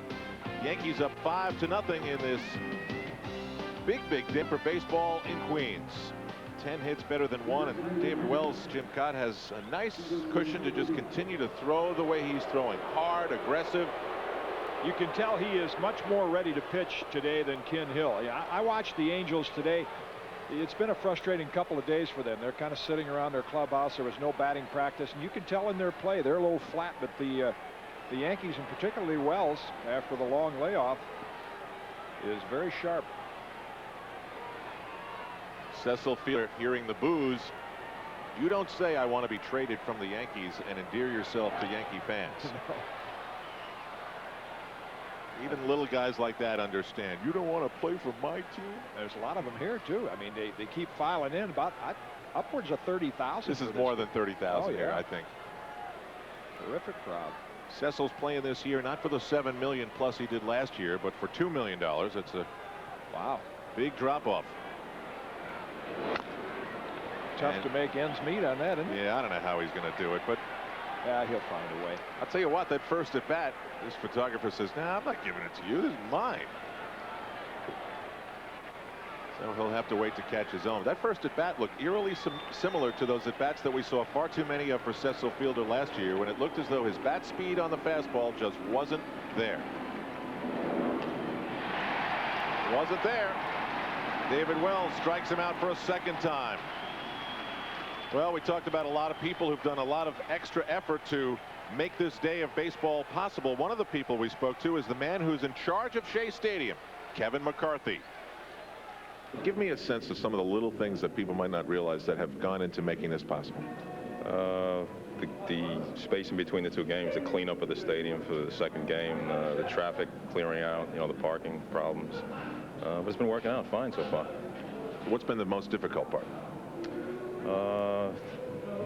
Helping the fans out with their Yankee tickets, because we don't have exact locations for them here. We're accommodating them as much as we can, but But Yankee fans are smart enough to pull this off, right? Yankee fans are great so far. Kevin is the least annoying of the two McCarthy brothers that we know well. Mike McCarthy is the executive producer of MSG and Fox Sports New York. And yeah, I got my marching orders early. Don't go on the grass. Don't step on the grass. Don't go near the grass. And of course, their dad was the legendary Johnny McCarthy, who was just such a big part of the Lindsey Nelson, Ralph Kiner broadcasts in the 60s and 70s. When it rained, here comes the Johnny McCarthy ground crew. So Kevin's the most successful of the McCarthy brothers, and we thank him for his time in helping explain how this day got pulled off.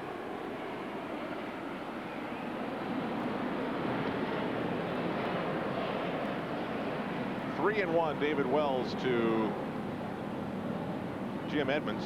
And what was nice, Al, and Kevin referred to, is when fans walked in this morning, out on the message board it said, if you're holding a ticket at Yankee Stadium, for example, for such and such a section, you go to the picnic area, or you go to the bleacher seats. So the fans had, they knew immediately where to go and where to find their seat.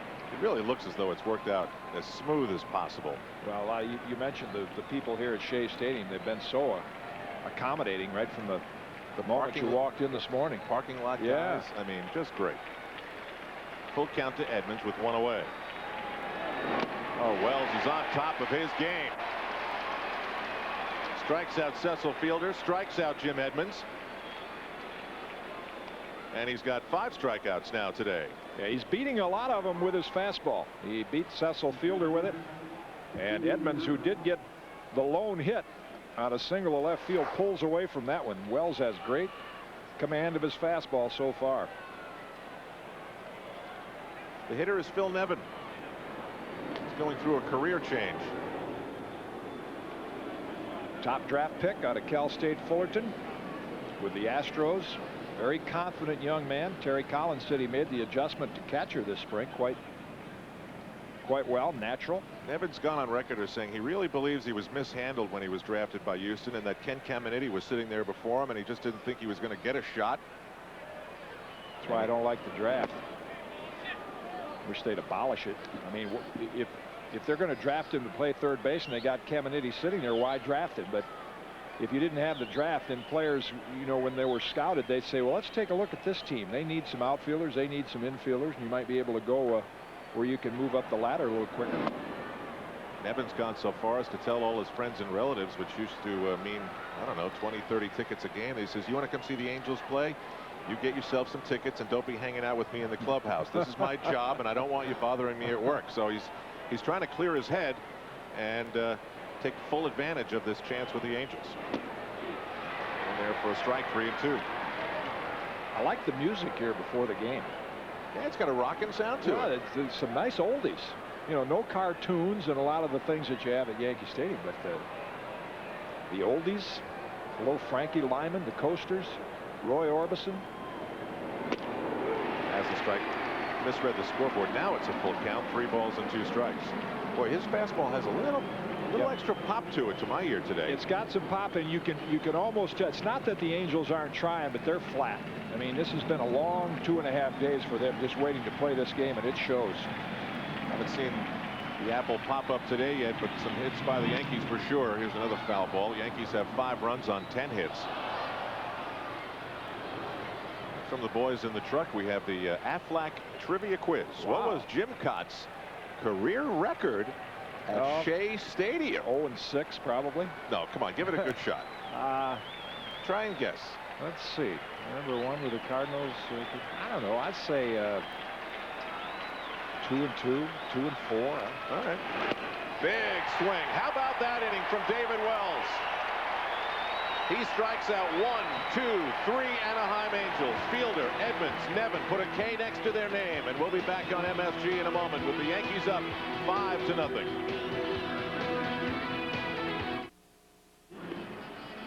Yankees Angels today, Mets and Cubs by night. 5-0 Bombers here at Shea Stadium in Flushing, and look at the crowd that's come out today underneath cloudy skies. Now tonight the Islanders and Rangers collide at the Garden, 7:30 on MSG.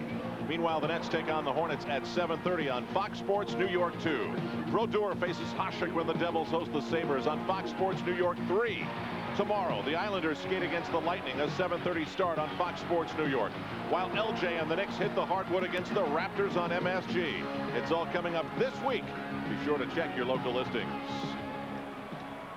There is Bob Shepard, 48 years of introducing the New York Yankees.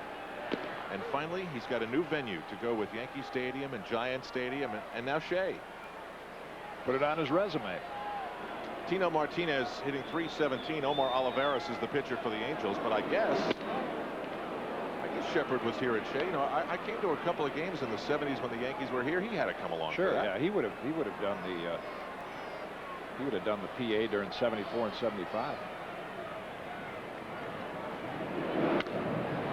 High pop up, Nevin. 1 away. It's a new Angel pitcher, Omar Olivares, coming in to take over for Ken Hill. Ken Hill with his roughest outing of the year. He hadn't given up a run until today. So Ken Hill is chased after only 4 innings, 5 runs, and 10 hits. And that'll change his perfect ERA in a hurry. Olivares actually pitched for Joe Torre during his Cardinal days. Split last year between Detroit and Seattle. Darryl Strawberry is 1 for 2. Fly to center field and reached on an infield single. Play by Ken Hill where he didn't even make a throw to first. Just a little number in front of the plate. It's in on the knees. 2-0. Don't know if we'll get a chance to see Olivares field the ball, but you're looking at, I don't know if there's a better fielding pitcher in the major leagues than Omar Olivares. Darryl goes for it as the pitch breaks low. 2-1. That's the zone, down and away, and Olivares either with a splitter or a changeup going down and away to the left-hand hitter gets Strawberry to commit. There's an indication of how a pitch like that can fool you. Darryl swung, which means he thought it was going to be in the strike zone. Another foul ball, 2-2. I wonder if the background, there's a target up there for Strawberry in the upper deck. Couldn't tell it by the way O'Neill and Martinez are swinging a bat, but I wonder if the background is a little different. No batting practice today for either team. You know, just picking the ball up out of the pitcher's hand. Darryl sends this one high and deep and gone. The greatest home run hitter Shea Stadium has ever known. It's his 127th career home run here in Flushing.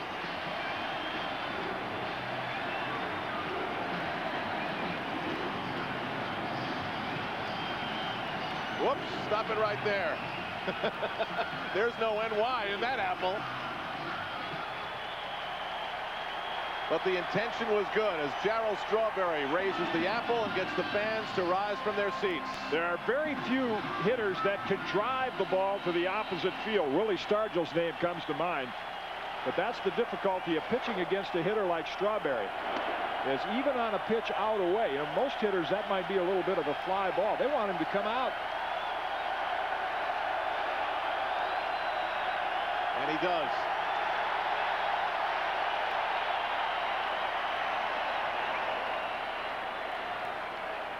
That's the kind of moment you come out to a ballpark for. As a fan and a player. Absolutely.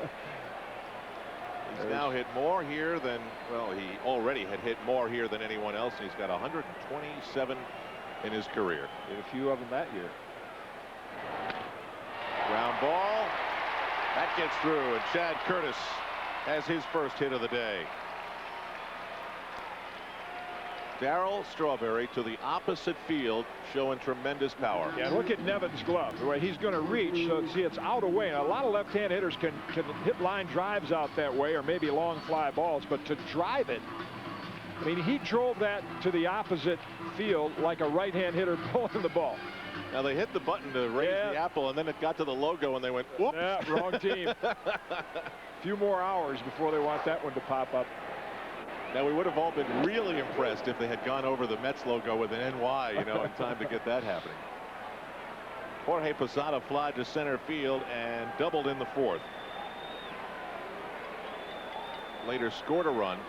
It's all Yankees so far here today.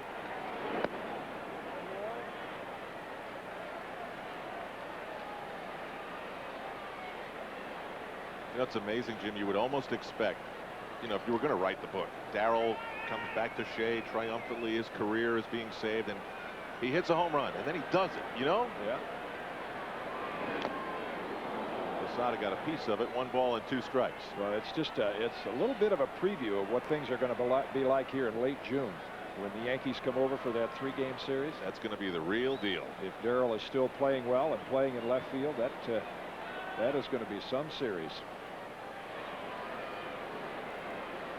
Here on the Diamond Vision during the break between innings, they've been replaying moments of last year's series at Yankee Stadium. Remember how great that was? Oh. That was a great time at Yankee Stadium.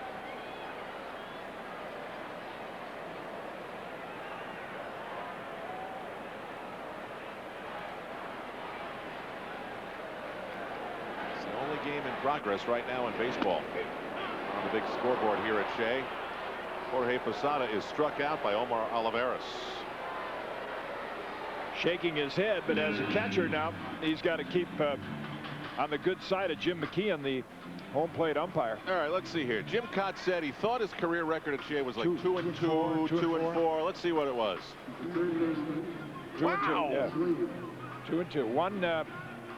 One. I remember the first win had to be against the Yankees in '74. I think Bobby Bonds made the last out, and then when Whitey Herzog took over the Cardinals, I'd been pitching in relief. He said, "Have you started lately?" I was 41 or 42. I said, "No." He said, "Well, why don't you start and give us a few innings?" And I ended up pitching 10 innings, and Kenny Reed set a solo homer off Neil Allen to win it 1-0. How about that?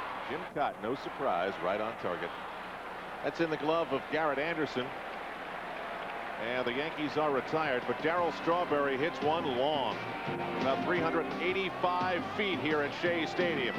It's the Yankees up by a half dozen to nothing. I'll see you on the post game. Okay. Ken Singleton back to Jim Cotton in a moment.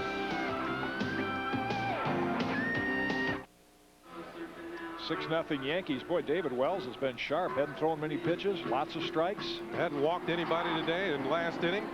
Picked up 3 strikeouts. First Cecil Fielder going down. Jim Edmonds taking the same route just to make everybody happy. Frees the crowd. Nevin's gone. There the numbers. Our New York Marriott Marquee matchup for the afternoon. Ken Hill's day is done. 4 innings, 5 earned runs, gave up 10 hits. It's the roughest he's been treated this year. David Wells has been sailing along, hasn't walked anybody, and struck out 6. The Angels would be glad to get out of town, won't they? I mean, you sit around for 2.5 days waiting to play, and then halfway through this one, they're taking a thumping. It's only so many tours you can take. Here's Garrett Anderson. He's going to lead it off for the Angels here in the 6th inning. He was a strikeout victim. Swings here at the first pitch of the 6th inning and lifts it high in the air to left field. Chad Curtis will put it away, and there's one down. You mean that circle line won't just keep going round and round? You just stay on that baby all day? Well, every once in a while you might take the Statue of Liberty tour. You know the strange thing about that? That people that live in New York, all the years I lived here, for 19 years I lived here, only went to the Statue of Liberty once. You know, that's the sort of thing that native New Yorkers don't do, but the tourists, they come to see it. Yeah? It's like growing up as a kid in southwestern Michigan where the Tulip Festival, a Dutch settlement. I never went to the Tulip Festival. People from out of town would come in and go. Here's Paco Martin, who grounded out to short. David Wells has allowed just 1 hit. First pitch misses inside for a ball. He has been fantastic. He has faced the minimum amount of batters following the base hit by Edmonds in the 2nd inning. The Yankees turn a double play on Phil Nevin. So it's a lot of pitching from the windup today for David Wells. There's a call strike. Jim McKean, the veteran umpire, 26 years in the American League. Played in the Canadian Football League. As we look at some of the signs I used to follow when I was driving around, my first driver's license. Years gone by, my goodness. Where does the time go? Here's the 1-1 pitch. And this is lifted in the air to short center field. Easy play for Bernie Williams as he comes underneath it, makes the catch, out number 2. So when you were a kid, you took the subway, and then when you got your license, you actually drove out here? Oh, big time. You know, really? Hey, you can bring all your friends. Date, sure. Yeah, well, not all the time. I wanted to see the game.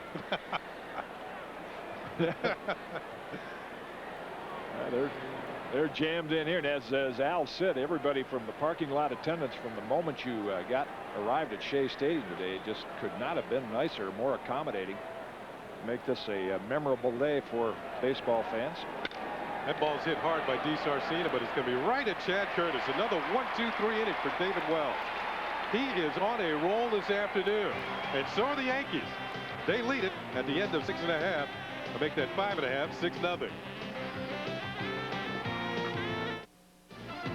Fans, New York Yankee baseball is brought to you by Hertz. For business, for pleasure, nobody does it exactly like Hertz.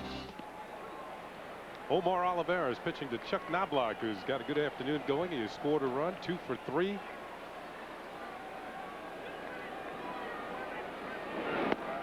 Pitch misses. Ball and a strike. Oliveira's, when he was with the St. Louis Cardinals, used to wear 0-0 for his number. Omar Oliveira. Kind of fitting that he broke in with the Cardinals.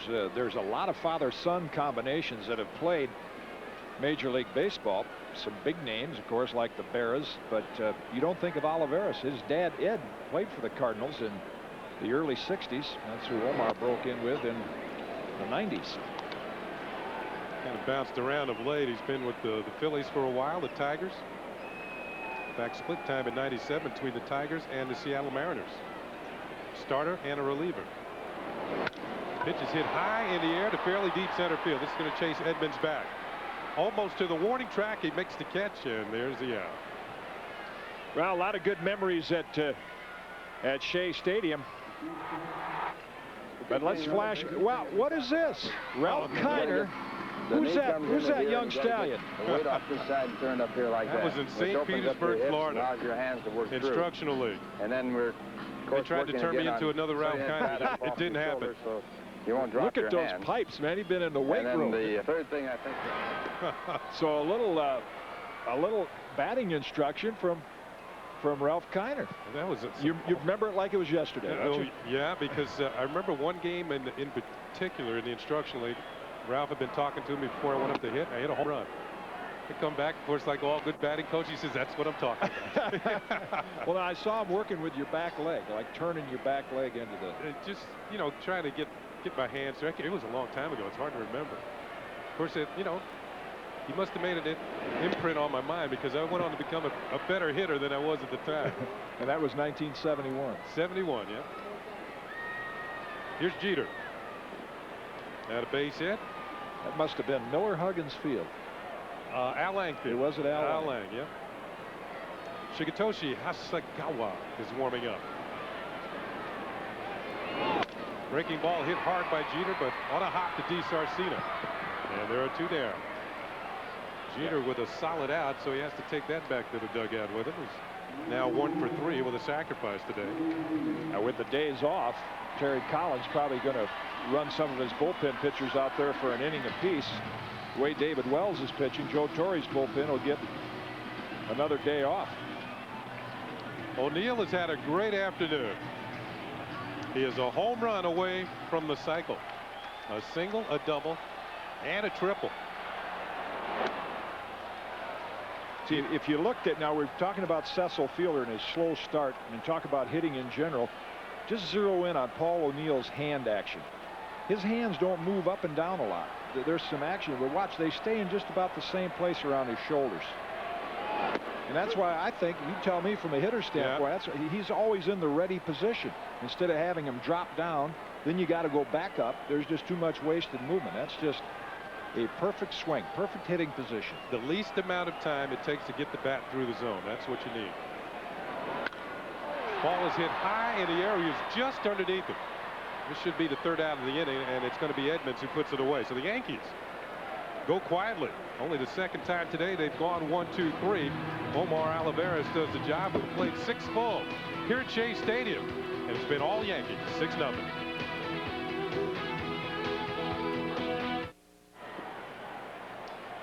Fans, New York Yankee baseball is brought to you by Snapper. Anything less just won't cut it. A little lighter at Shea Stadium. Raining and drizzly when the game started, and some empty seats. And you've been to ball games before. Probably when you came in your younger days, you said, "Oh, let's just stick around and watch Willie Mays get one more at bat." Yeah, well, yeah, and he wouldn't disappoint most of the time. And there was a mass exodus right after Strawberry had his last at bat. It's like a lot of the fans today said, "Okay, the Yankees are leading 6-1. Let's watch Darryl hit one more time." Of course, that'll help out Kevin McCarthy and his crew here at Shea Stadium. Darryl in a discussion with Homer Bush because they have to vacate the stadium, the parking lots, clean the stadium, and then get ready for the Mets and the Cubs, who some may have arrived here already, but it's customary for the players to get here around 4 o'clock. Batting practice to start about 5. First pitch to Jim Edmonds in for a strike. What's interesting about the Yankees today, neither club got a chance to take batting practice on the field. They had to do it underneath in cages because of the rain this morning. But the Yankees seem to have taken batting practice during the game. Defensive swing, quickly 0-2. Edmonds had a single in his first at bat, and then Erstad hit the home run. So David Wells, the only batter he's had to pitch out of the stretch was against Phil Nevin back in the 2nd inning. Nevin grounded in to an inning-ending double play. He's been able to work from the windup.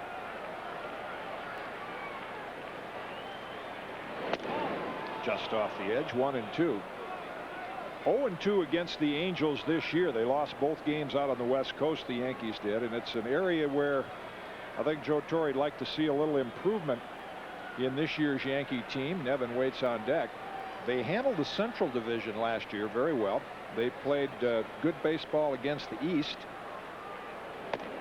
Missed again. It's 2-2, but tough times against the the West. Of course, the Yankees run into Randy Johnson and Jamie Moyer, Facero, Chuck Finley. They've got some tough left-hand pitching. But last year they were just 4 games over 500 against the American League West.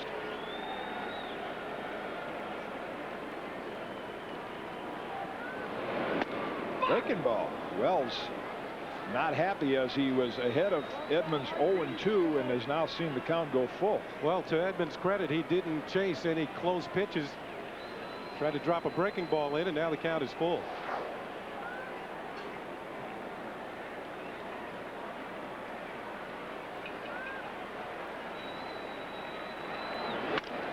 Hit well left field, but Curtis is right there. Puts it away.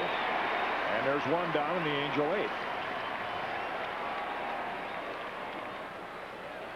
I think that was a case of Edmonds seeing a fastball pretty well and putting some wood on it. Hit it hard, but it was a pitch that might have been out of the zone. Wow, it looks, I mean, the sun looks like the sun is actually peeking through a little bit here at Shea Stadium, which will help dry the field out a little bit and make it in better condition too for the Mets and Cubs tonight. Here's Nevin. Fly ball to right field, and the first pitch hit fairly well. Now O'Neill retreats and it's gone. Wow, must have got that in a jet stream. Phil Nevin to the opposite field for his second home run of the year, and it's 6-2 Yankees. That got out quickly.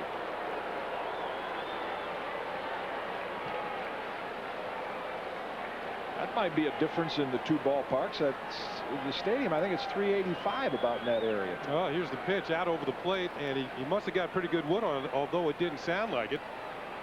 And this is against the traffic to the opposite field for a home run for Phil Nevin. Boy, that was a fooler. At least it fooled me. I mean, you can usually tell by the sound and the trajectory, and that just looked like of course he's strong. If you walk around major league clubhouses these days, Mel just giving David Wells a little breather, a little time for the bullpen to get ready, but you walk around major league clubhouses this day, you'll think you're in the NFL clubhouses. I mean, these guys are pumping the iron. They're bigger and stronger.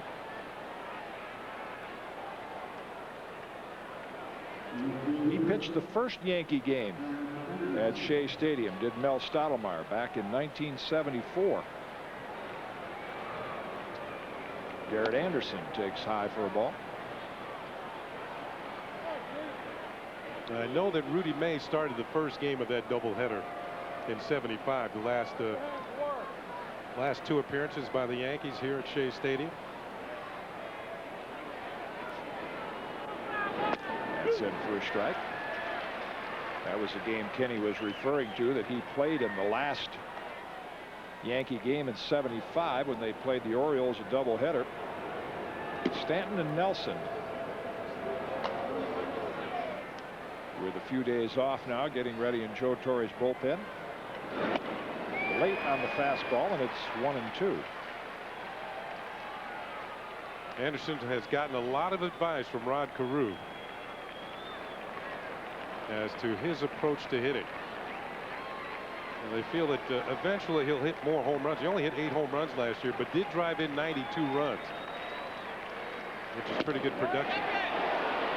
No swing, says third base umpire Terry Kraft. But Garrett last year right up there with Paul O'Neill in opposite field hits. He can really go the other way. He must have been thinking about it there, although that pitch was a little bit too hard to reach.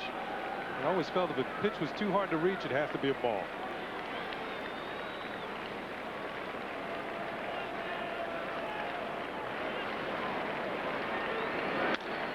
Popped up left side. Curtis near the line, appears to have it measured, and Chad puts it away. That's the second out of the Angel 8th.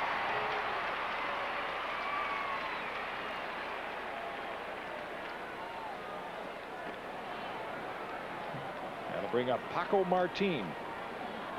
Wells doing what he did so well for the Yankees last year, take the game into the 8th inning. There's only 8 pitchers in the major leagues in the last 3 seasons that have pitched at least 200 innings, and David Wells is one of those 3. I mean, when he's right, he's very right. He's predictable in terms of control of his fastball.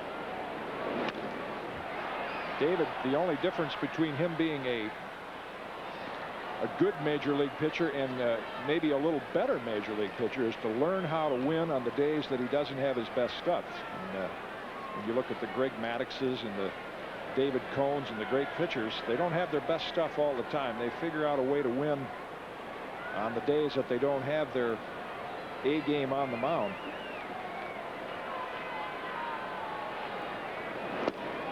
Late swing by Martin, and it's 0-2. Wells consistently ahead of the hitters all day long. A lot of first pitch strikes. This one kind of drops off the table, maybe even out of the strike zone. But Martin is not the type of guy who's going to take many pitches. Hasn't walked all year. He's had 36 at-bats.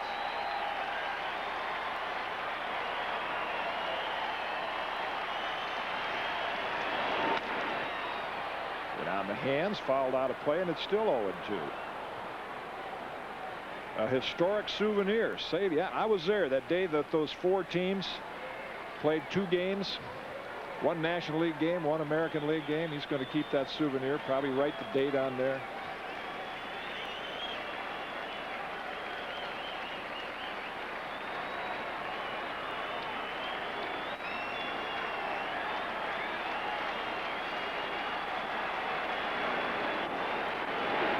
Struck him out. 8th strikeout of the game for Wells. Surrenders the solo homer to Phil Nevin. Going to the bottom of the 8th, the Yankees lead it 6-2. This has been a presentation of Madison Square Garden Productions Incorporated through the facilities of Hughes Television Network on Madison Square Garden Network.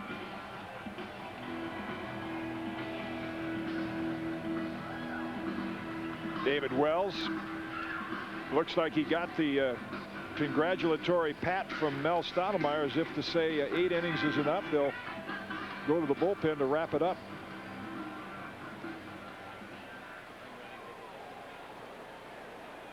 Mike James still on for his. Looks like Darren Holmes is going to come in to try to close this one out. Posada, first pitch swinging, straightaway center field. Edmonds is right there. And there's one down. Reminder, this copyrighted telecast authorized under rights granted by the New York Yankees solely for the private non-commercial use of our audience. Any publications, reproduction, retransmission, other use of the pictures, descriptions, and accounts of this game without the express written consent of the Yankees and Madison Square Garden strictly prohibited. Dale Swaim got the start at 3rd today, looking for his first hit. Popped out all 3 times. And that's in for a strike.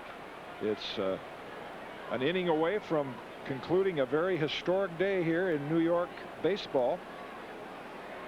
Yankees and Angels at Shea Stadium this afternoon, and then the Mets and the Cubs tonight. First time this century that's ever happened. That's inside for a ball. And again, a reminder that the weekend series with the Tigers has been switched. The Yankees will probably take off sometime tomorrow for Detroit. They will play the Tigers in Detroit this weekend. That's in for a strike, 1-2. And then the following weekend, there's your television schedule. 7 o'clock on WB11 and 1 o'clock MSG. Our pregame show will feature the unveiling of the Mickey Mantle Monument in Oklahoma City. And then back on WB11 at 1 o'clock on Sunday. Low, 2-2. And then the following weekend, when the Yankees were scheduled to play in Detroit, the Tigers will come, everyone hopes, back to Yankee Stadium. It will be safe for the fans to enter then. We don't have any official word on that yet, but that's what they're hopeful of. And game times have not been announced yet for that weekend series. Full count to Swaim with 1 down here in the Yankee 8th.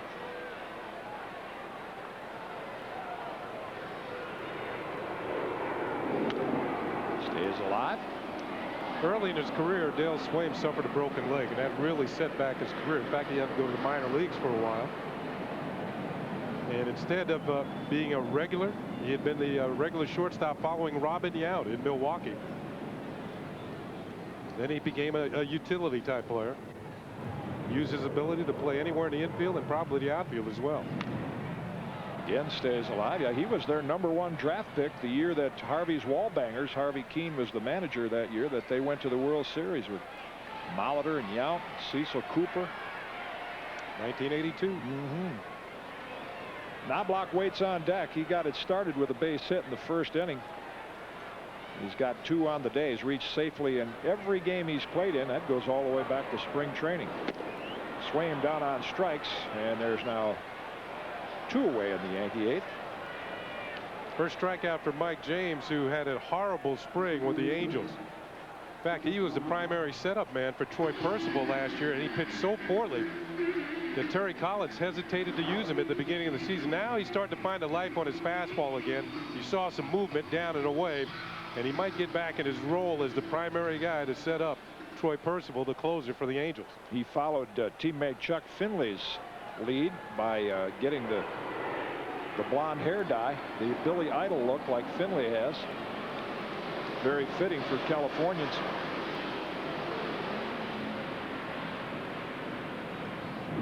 Pitch to Knobloch inside for a ball. So that little tail on the fastball running on the hands of Knobloch during spring training. Neither the velocity or the movement was on the fastball of Mike James, and he was just getting hit hard. At an ERA over 10. 2-0. Well, if Knobloch and Jeter could find a way to get on base, Paul O'Neill would get one more crack at the cycle. Singled in his first at bat, then doubled, then tripled. And he's ready. Bat in hand. 3-0. Be an interesting 9th inning. The Yankees with what you would assume a comfortable 4-2 lead. But the one guy who, by his own admission, is not pitched up to expectations is Darren Holmes, and he's going to get a chance to come in and pitch the 9th inning.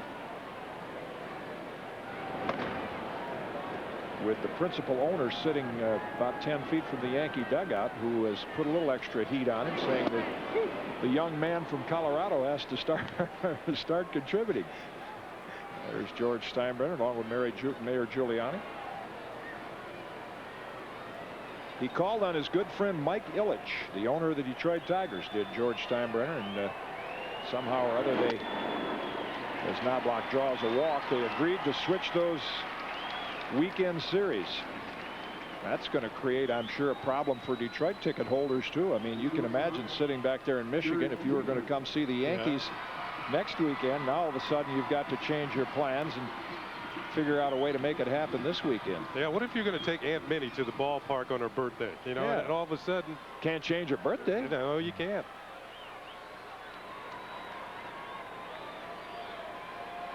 Jeter 1 for 3 with a sacrifice bunt in the first inning. Late on the fastball. That's probably a perfect example of Derek anticipating the fastball in, but he really pulled off of that pitch with his front side.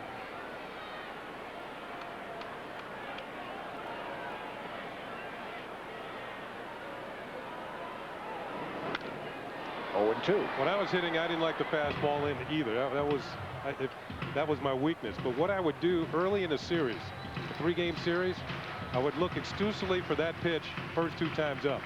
And I'd try and hit it hard. If I pulled it foul, it's okay. I just wanted to hit it hard and would get the pitchers thinking maybe he's looking in there, we'll move it away. Just to show the pitchers that you could turn at it. Well, they're heading back to the subway stop there at Willets Point. You could see the traffic beginning to leave the parking lot here at Shea.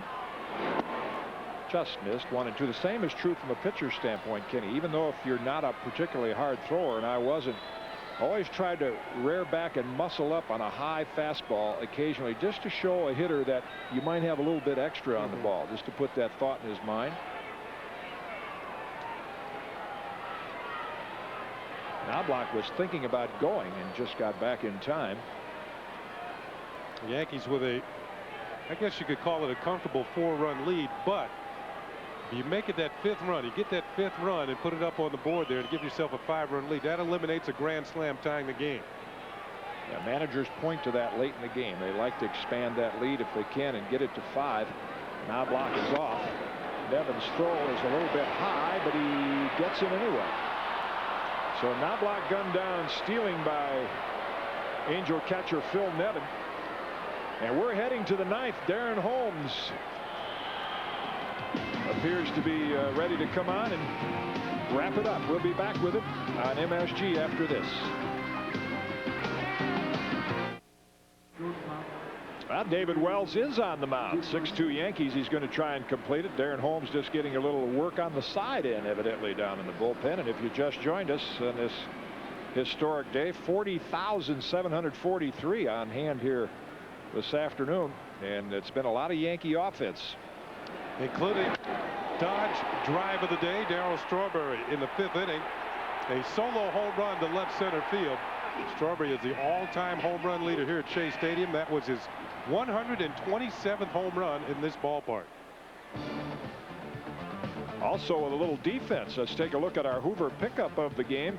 Wells has been sharp, getting ahead of hitters all day long, but it took a little defense. This by Bernie Williams earlier in the ball game. That's our Hoover pickup of the game. That off the bat of Paco Martin back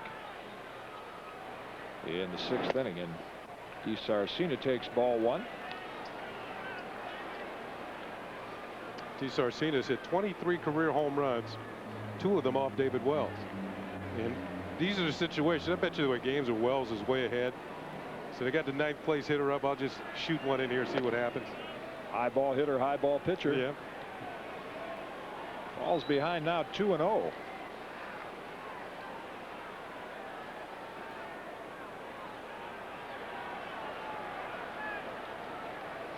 David Wells has had to work from the set position, just 1 hitter the entire ball game.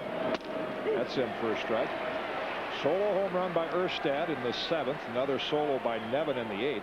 And then Edmonds' single back in the 2nd inning put Wells into the stretch position, and he got a double play to end the inning.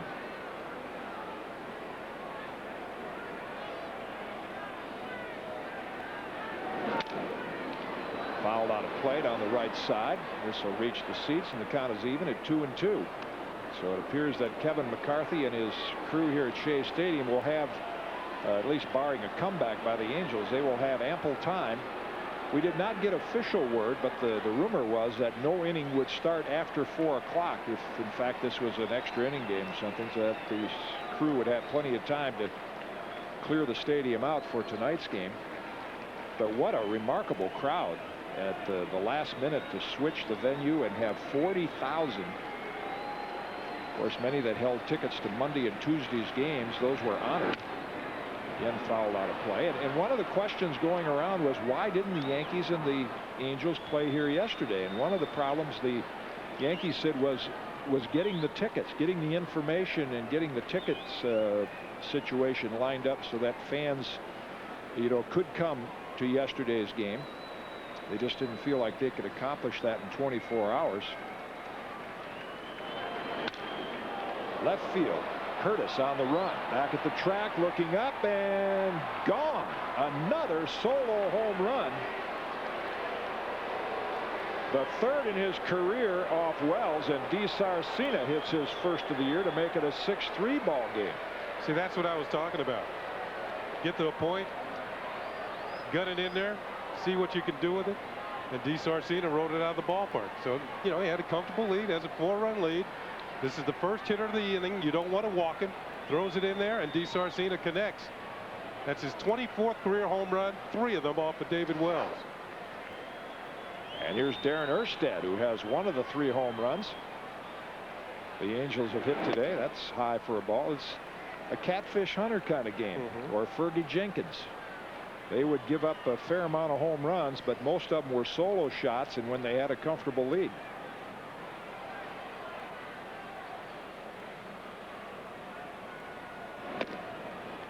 Two and 0.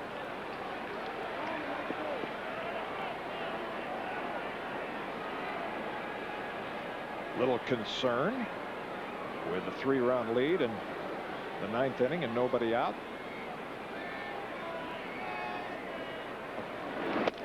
Now 3-0. Stanton and Nelson both ready. Hollins, the switch hitter, on deck.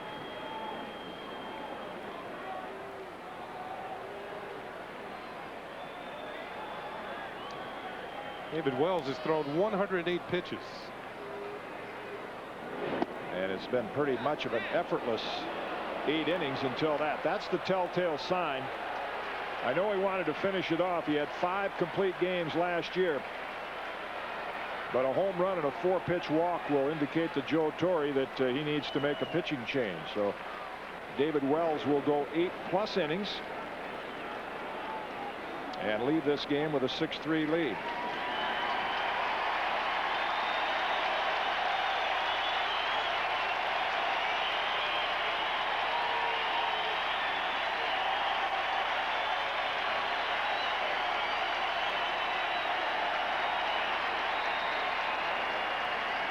And those are the left of our left of the 40,000 plus appreciate his effort, as do his teammates. A little disgust because he wanted to close the door.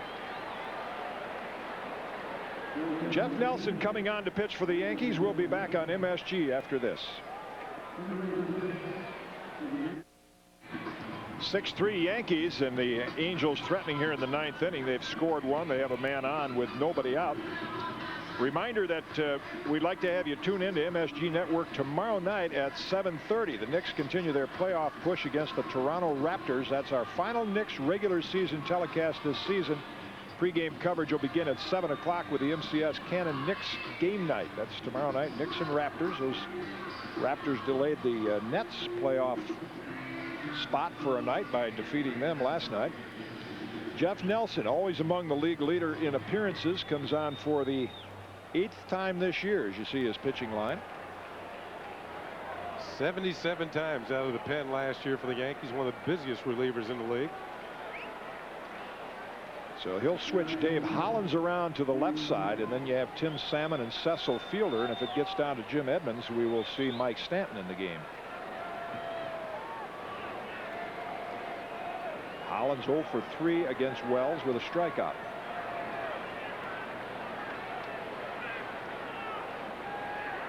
Tino's going to play behind Erstad. Even with all that speed over at first base. Hit for a strike. That's his line today, and career-wise against Jeff Nelson. Hollins still looking for his first hit. He's 0 for 5. On the run. Grounded towards second. This will eliminate the double play. Knobloch's only play to first.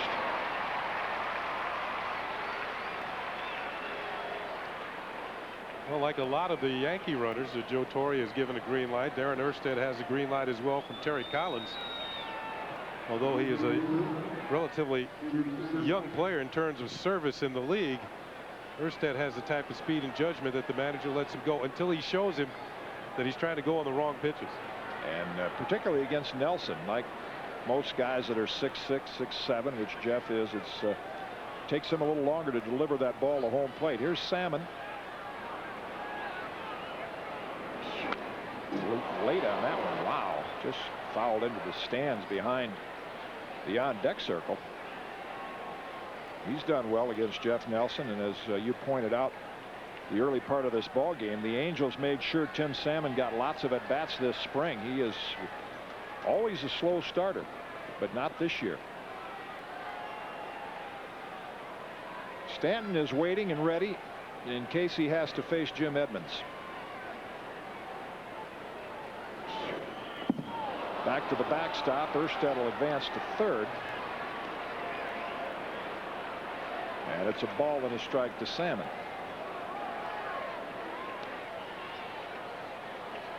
Not much chance for Posada on that pitch. It's one of those games, if you're Joe Torre, you can see the shot of him on the bench.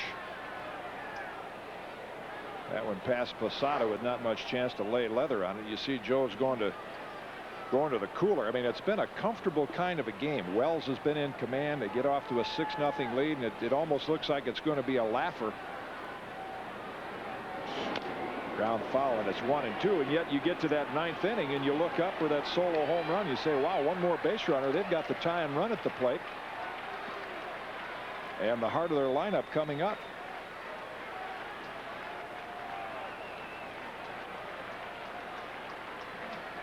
One thing about the Yankee bullpen from a year ago, they had the best rate for inherited runners. Only 1 out of every 4 scored. 3 outside, 2-2.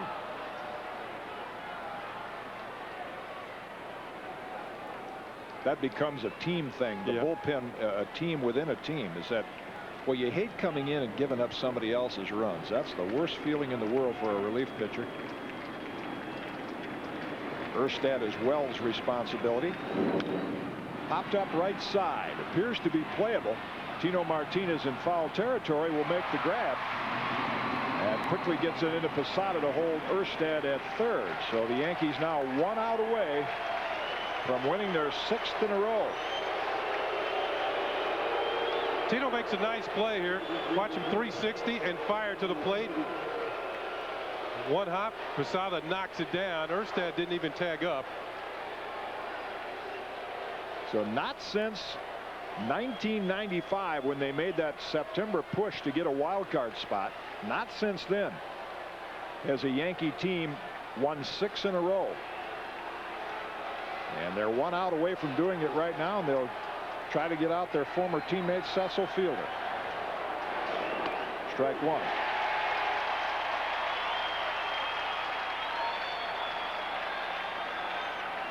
Bullpen trying to hang in there and do the job till the ace closer Mariano Rivera gets healthy.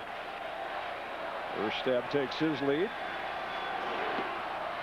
Outside, 1-1.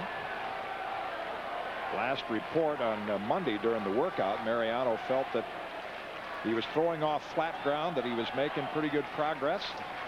Yankees optimistic about him coming on soon, and in the meantime it'll be up to Nelson and Stanton.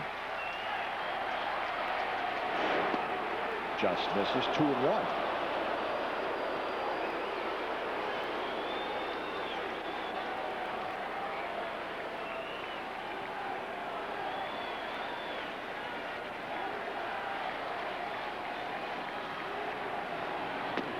Off the edge now, 3-1. All breaking balls to Cecil Fielder. And one more wide one. Joe Torre will have to go to his bullpen again with the left-hand hitting Jim Edmonds waiting on deck. That's a key hitter for Jeff Nelson. He could pick up the save himself here. And it looks like he did. Popped up in the infield. Knobloch makes the call and the catch, and the Yankees have won their 6th in a row. Jeff Nelson saves it for David Wells. Happy Yankee fans. 40,000 plus were here this afternoon to see the Yankees defeat the Angels in Shea Stadium 6-3.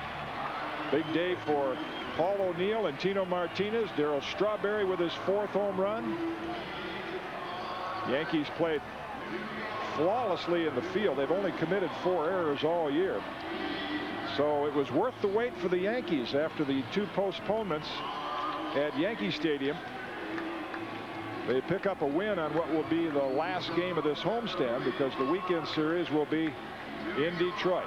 Darryl Strawberry with his 127th career home run at Shea Stadium. David Wells wins it. Lots more to talk about here on our post-game show. Yankees win it 6-3 at Shea Stadium. Back after this on this historic day in Yankee baseball history.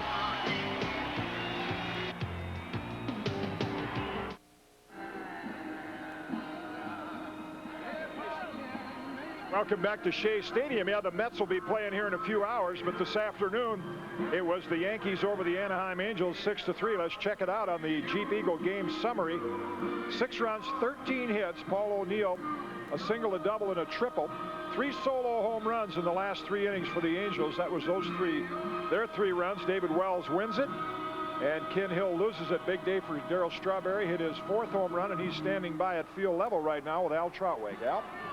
All right, Jim, a lot of the fans here have stayed because Darryl was a big part of their enjoyment today. In all respects, Darryl, this is sort of a fun experience for you.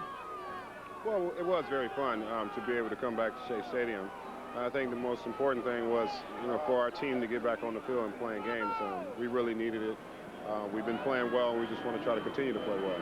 Yankees in a strange situation at Shea Stadium. If you were to write the story, you'd say, you know what, Darryl comes back to Flushing and hits a home run, and that's exactly what you did, going to the opposite field with a lot of power. What did you hit? Well, I hit a pitch that was up in the zone in a way. You know, I've been able to try to just do the little things, you know, not to try to overdo it and try to do too much. And, you know, the team, we all playing good baseball together, and that's what's really important. It's not just one player, it's just everybody. Of course, all the fans that were here recognized the moment, so you had to come out for that curtain call. You didn't even think about it. No, I mean, you know, it was a familiar sight, but just wasn't in this dugout before, so, you know, it felt good to come out in this dugout and give a curtain call.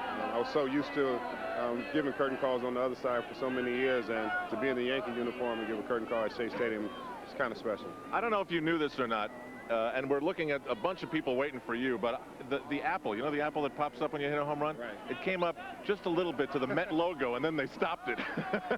Well, I mean, you know, I'm a Yankee now, so, you know, I don't blame them for doing that, but I remember a lot of times when that apple came up and then there was New York Mets there. You know, I had some great years in the stadium, and, you know, it's a real good feeling to be back at the stadium.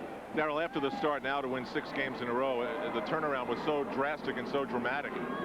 It's a team effort. You know, like Joe talked to us before in Seattle, we need to put it in gear a little bit more, and we need to play the kind of baseball that we are accustomed to playing, and we're starting to play that kind of baseball. Darryl, thanks a lot for staying and sticking around. Enjoy the bus ride back to the Bronx. All right, thank you very much. All right, that's Darryl Strawberry's big home run punctuates this Yankee victory today. And as you can hear, the fans here, the Yankee faithful, are enjoying the moment of seeing Darryl Strawberry back in the Bronx. More from Jim Cott and Ken Singleton. The Yankees win this one 6-3 at Shea.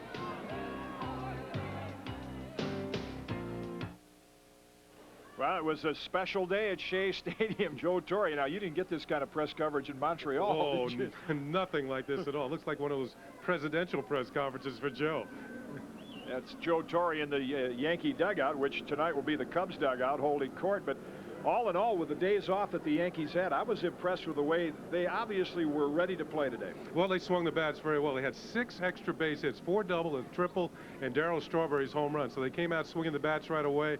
It's as if that pent-up offense is ready to explode here at Shea Stadium. It did for the Yankees. They got off to that 6-0 lead, and certainly David Wells was up to it as well. The 2 days off didn't bother him at all. No, that was good. I mean, psychologically, you can look at that as an excuse as a pitcher and say, oh, I've been off for 2 days. I might be a little rusty, but a lot of first pitch strikes. A lot of first pitch strikes, got ahead of the hitters, gave up the 3 solo home runs after getting the comfortable lead. Jeff Nelson comes on, picks up another save. So Nelson and Stanton have been doing the job out of the bullpen for the Yankees in the absence of Mariano Rivera.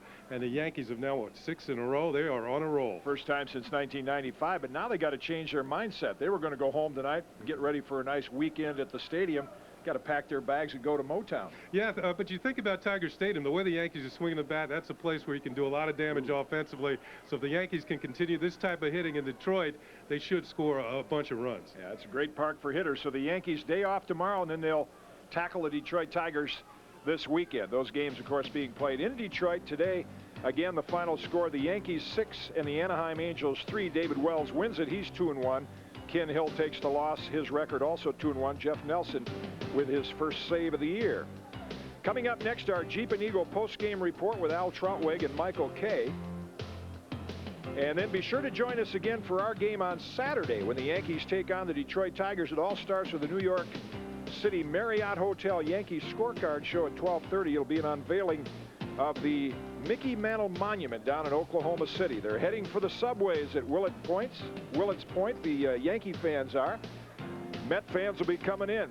Principal owner and the mayor enjoyed this one, as did Chuck Knobloch and the Yankee offense. They put 6 runs on the board to make it a little easier for David Wells. Well, it's been a historic day here for us. Of course, another telecast tonight on Fox Sports New York, the Mets and the Cubs. For Leon Schweier, Bill Webb, Eddie Caginelli, for my partner Kenny Singleton, Jim Cott saying so long from Shea Stadium.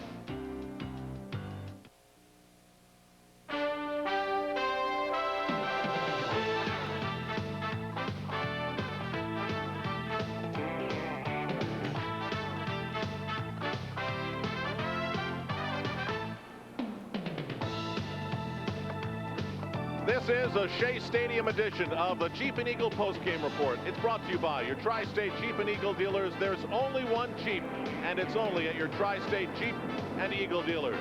Well, an outstanding day for the New York Yankees, and you're looking at one busy subway station here in Queens. And now the field is being prepped for yet another game. In the first game this century, which is to be followed by another game in the same ballpark in a different league.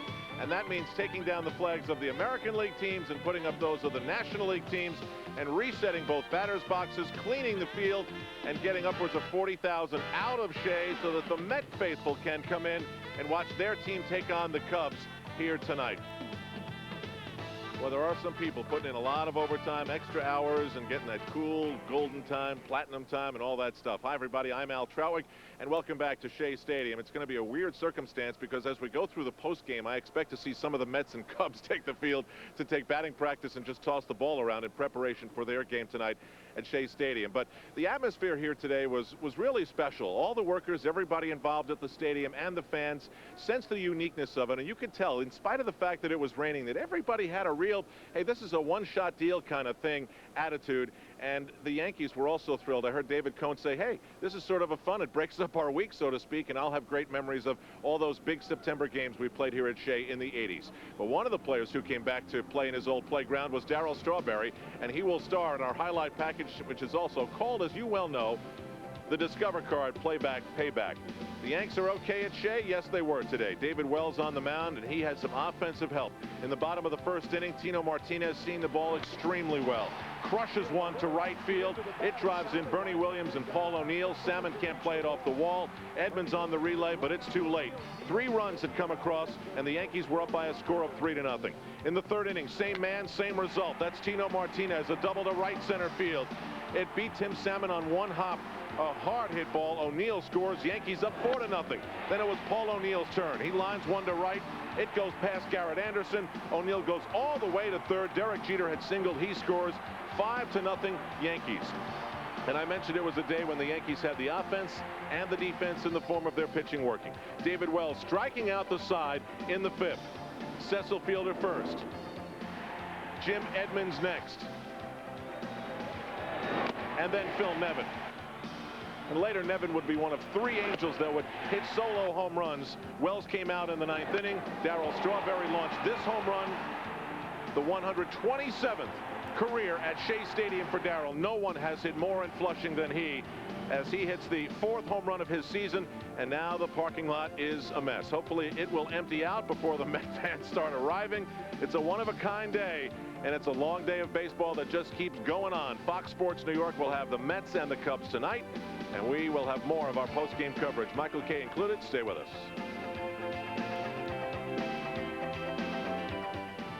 You are watching the Jeep and Eagle Post-Game Report, brought to you by your Tri-State Jeep and Eagle dealer.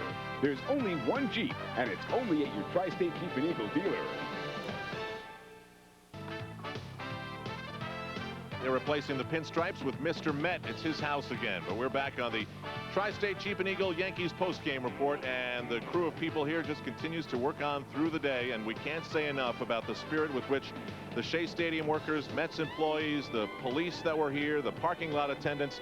This was really a fun day for New York to celebrate baseball, and New York did celebrate baseball today. Now it's time for the Clubhouse Report starring Michael Kay.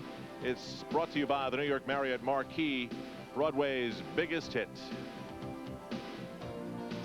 And Michael Kay is outside the Yankee clubhouse now, which is actually the visiting clubhouse, which is actually the Cubs clubhouse. Either way, I had a blast today. I really did. And if you were a true fan, you'd stay for the Met game tonight too, right? It was a lot of fun. 40,000 Yankee fans really showed what it was all about. They just did a great job coming here that short a notice, and then the change in the times. I think they did a really good job. I thought the Yankees did a good job, and specifically the people here at Shea. They were so helpful, so cooperative, and they made everything really run smoothly. As for the game, the Yankees faced one of the hottest pitchers in the American League and beat him up pretty good. That was Ken Hill, who suffers the loss. And this was a game in which, you're worried about the Yankees missing a day, playing Norwich yesterday, losing that rhythm, which they showed in the West Coast. That can be a problem, but no hiccup at all. It didn't happen today, and what it comes down to is this is a situation they were afraid of having another San Diego situation where they came out flat and they lost their groove, which they had in Tampa. But it didn't happen this way. They took some BP the day that the game was canceled. Yesterday they played against Norwich, and they had the right mindset. I mean, I spoke to Strawberry before the game. He said the one thing he was worried about was losing his stroke. Well, he certainly didn't do that, and he disproved Thomas Wolfe. You can, in fact, go home again. That's very good, Mike. I've never heard that before. Hold on. This is annoying.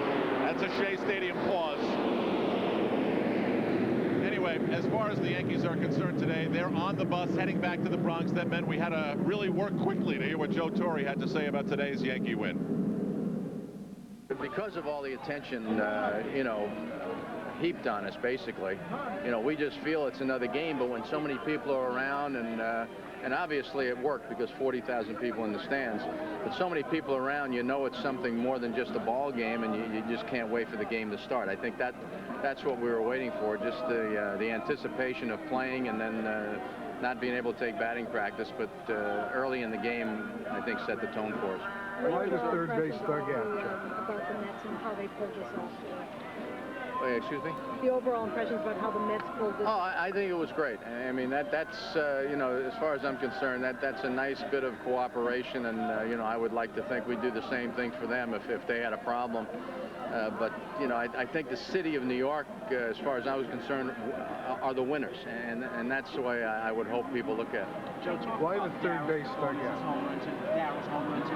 What about it? As hot as he's going so far. Well, that's where he needs to hit that home run. I mean, to me, when he's a tough hitter is when he's hitting the ball the opposite way, and I was happy to see that happen, because it looked like he tried to pull it first time up when he hit the short fly ball to center field, but he made an adjustment, and it was, it was a big run for us. Joe, it didn't seem overall like they could have gone much better. No, not as far as we were concerned. Obviously they wish they had a better outing from Kenny, but sometimes the extra 2 days hurts, and sometimes it doesn't. It can't help.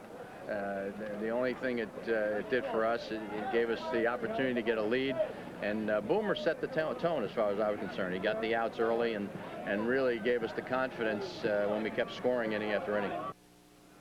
A really crunchy scene in the dugout as far as people were concerned. I would say there were about 30, 35 writers, reporters, radio, TV people. You saw that one reporter literally climb on the shelf behind Joe Torre's head just to listen to what he had to say. Well, you should see what was going on in the clubhouse. There were about 30 camera crews in there, and what happened, it was almost like a minor league situation or a little league situation. You'd have a guy talking, all the people would be around him, and then a voice out of the blue would go, "Strawberry on the bus, Wells on the bus." So everybody was leaving. They couldn't shower because they came here in the Yankee uniforms, and they'll get right back on the bus. They'll travel to the Bronx, and then they'll shower at Yankee Stadium, and tomorrow night they leave with a bus from Yankee Stadium to go to LaGuardia, and they'll head to Detroit. All right, let's focus on David Wells for a moment, because obviously he had fabulous stuff today. I thought his fastball sounded like it had a little extra bazoom to it. Well, I think that was a good thing about the fact that they had the layoff for him, and he didn't lose any touch either. He had location, which is important for him, and he gave them what they needed. He gave them the biggest game they've had so far this year from a starter, better than Hideki Arabu. He said he had enough stuff to go the full 9, but he just tightened up toward the end. Well, he wanted it too much, I think, and you'll hear him talk about it. Let's talk to David Wells now. This is Michael Kay, near the Yankee clubhouse, the Yankee clubhouse, here at Shea moments ago. Well, I was happy up until the 9th inning. I said it'd be nice to go out there and finish it, but I just got a little excited and got a little erratic out there in the 9th inning. Didn't get a chance to finish it, but we got good help out in the bullpen. Any distractions playing here at Shea, David, that you had to block out? Pardon me? Any distractions playing here at Shea that you had to block out? No, we had one goal on mine, is just come in here and play hard-nosed baseball, and the bats were hot today, and I did my job out there on the mound and just tried to go after the hitters, and that's what I did. My game plan isn't too tough. Just go out there and challenge the guys. When you get a lead like that, you just try to throw strikes, and unfortunately I was ahead of the hitters most of the time, and paid off. Maybe you were really able to Shea Stadium and Yankee Stadium? Pardon me? Is there a difference in pitching at Shea Stadium versus Yankee Stadium? Just give me a hill, man. I'll go out there and throw. You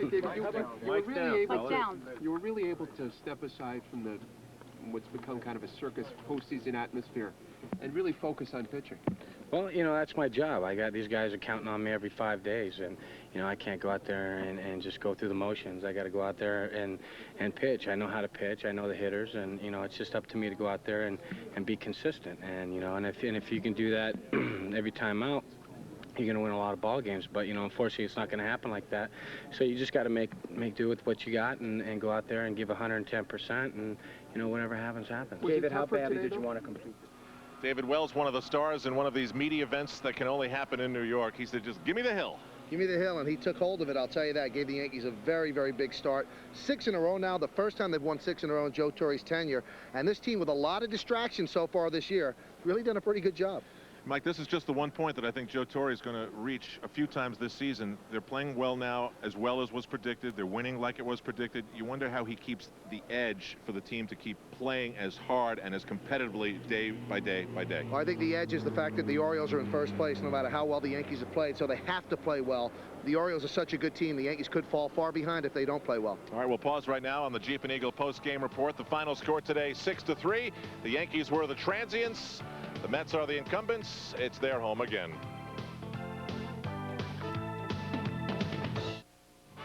You have been watching the Jeep and Eagle post-game report, brought to you by your Tri-State Jeep and Eagle dealer. There's only one Jeep, and it's only at your Tri-State Jeep and Eagle dealer. The last time the Yankees played a game that counted at Yankee Stadium, 1975. Here's a scene from my childhood. Bobby Mercer against Catfish Hunter. And believe me, on that swing, Mercer did not go deep. And that had to be from 74, I'll tell you that. They had traded Mercer to the California Angels after that. No, I'm sorry, the San Francisco Giants for Bobby Bonds. Oh, that's a long time ago. A ride from the Q44 to the Bronx to see the Yankees against the Mets. And I would never come here, Al, for a Met game. The Why? Yankees had to play because I was a Yankee fan. I always came to both. I loved both teams. That tells me something about you. What does it tell you? You know, you have to take a stand. I'm fair and even-minded. You have to take a stand as a child, and I did. I can still see that Serval zipper sign, you know, flashing out in center field because they didn't have lenses to cover the games from center field, so they covered everything from behind home plate, and that darn thing was in there every shot, and you heard the Mets, you know, playing the organ, Jane Jarvis, the whole thing.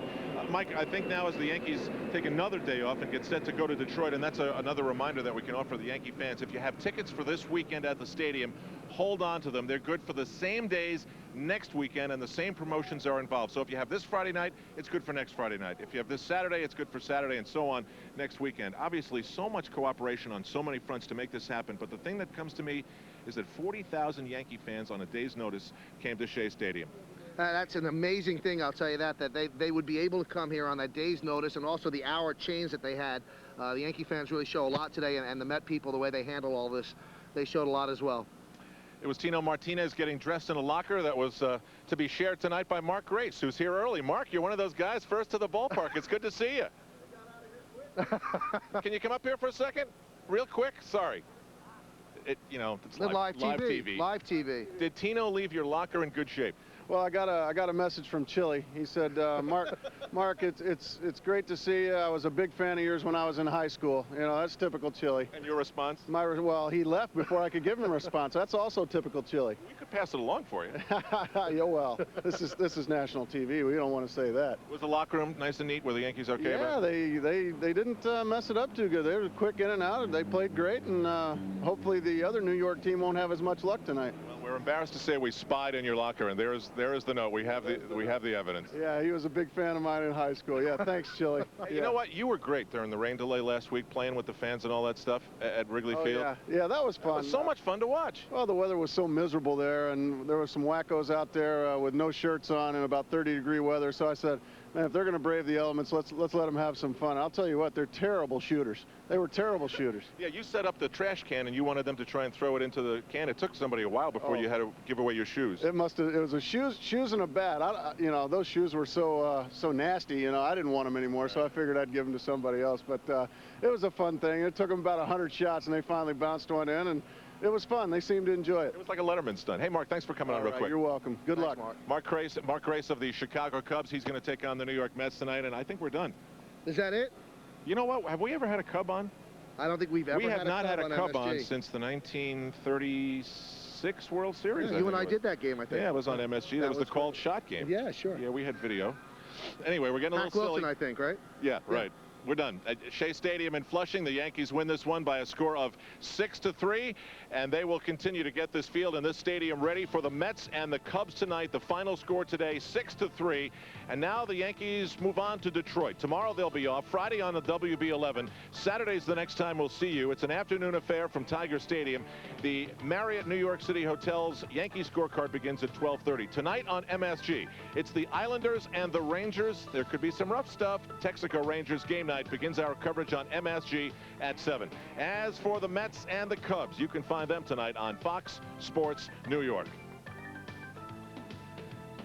David Cohn and Darryl Strawberry returning to the building that they once rocked, Shea Stadium. Of course, David didn't get a chance to experience what Darryl Strawberry did as the Yankees continued to show their aggressiveness on the base paths. Yes, sometimes they paid, but most times they did not. As Jim McKean said, it was time to play ball, and Tino Martinez did, rocking 2 doubles, really on top of his swing today. Paul O'Neill joined him. Bernie Williams contributed some defense, and overall, this was one, including David Wells' pitching, that went all in favor of the Yankees. Yankees baseball is produced by Leon Schweier. Today's game directed by Bill Webb. The replays provided by Andrew Braun, and the graphics provided by Eddie Caginelli. As always, the grand, high, exalted, mystic ruler of MSG is Mike McCarthy. Good night, everybody.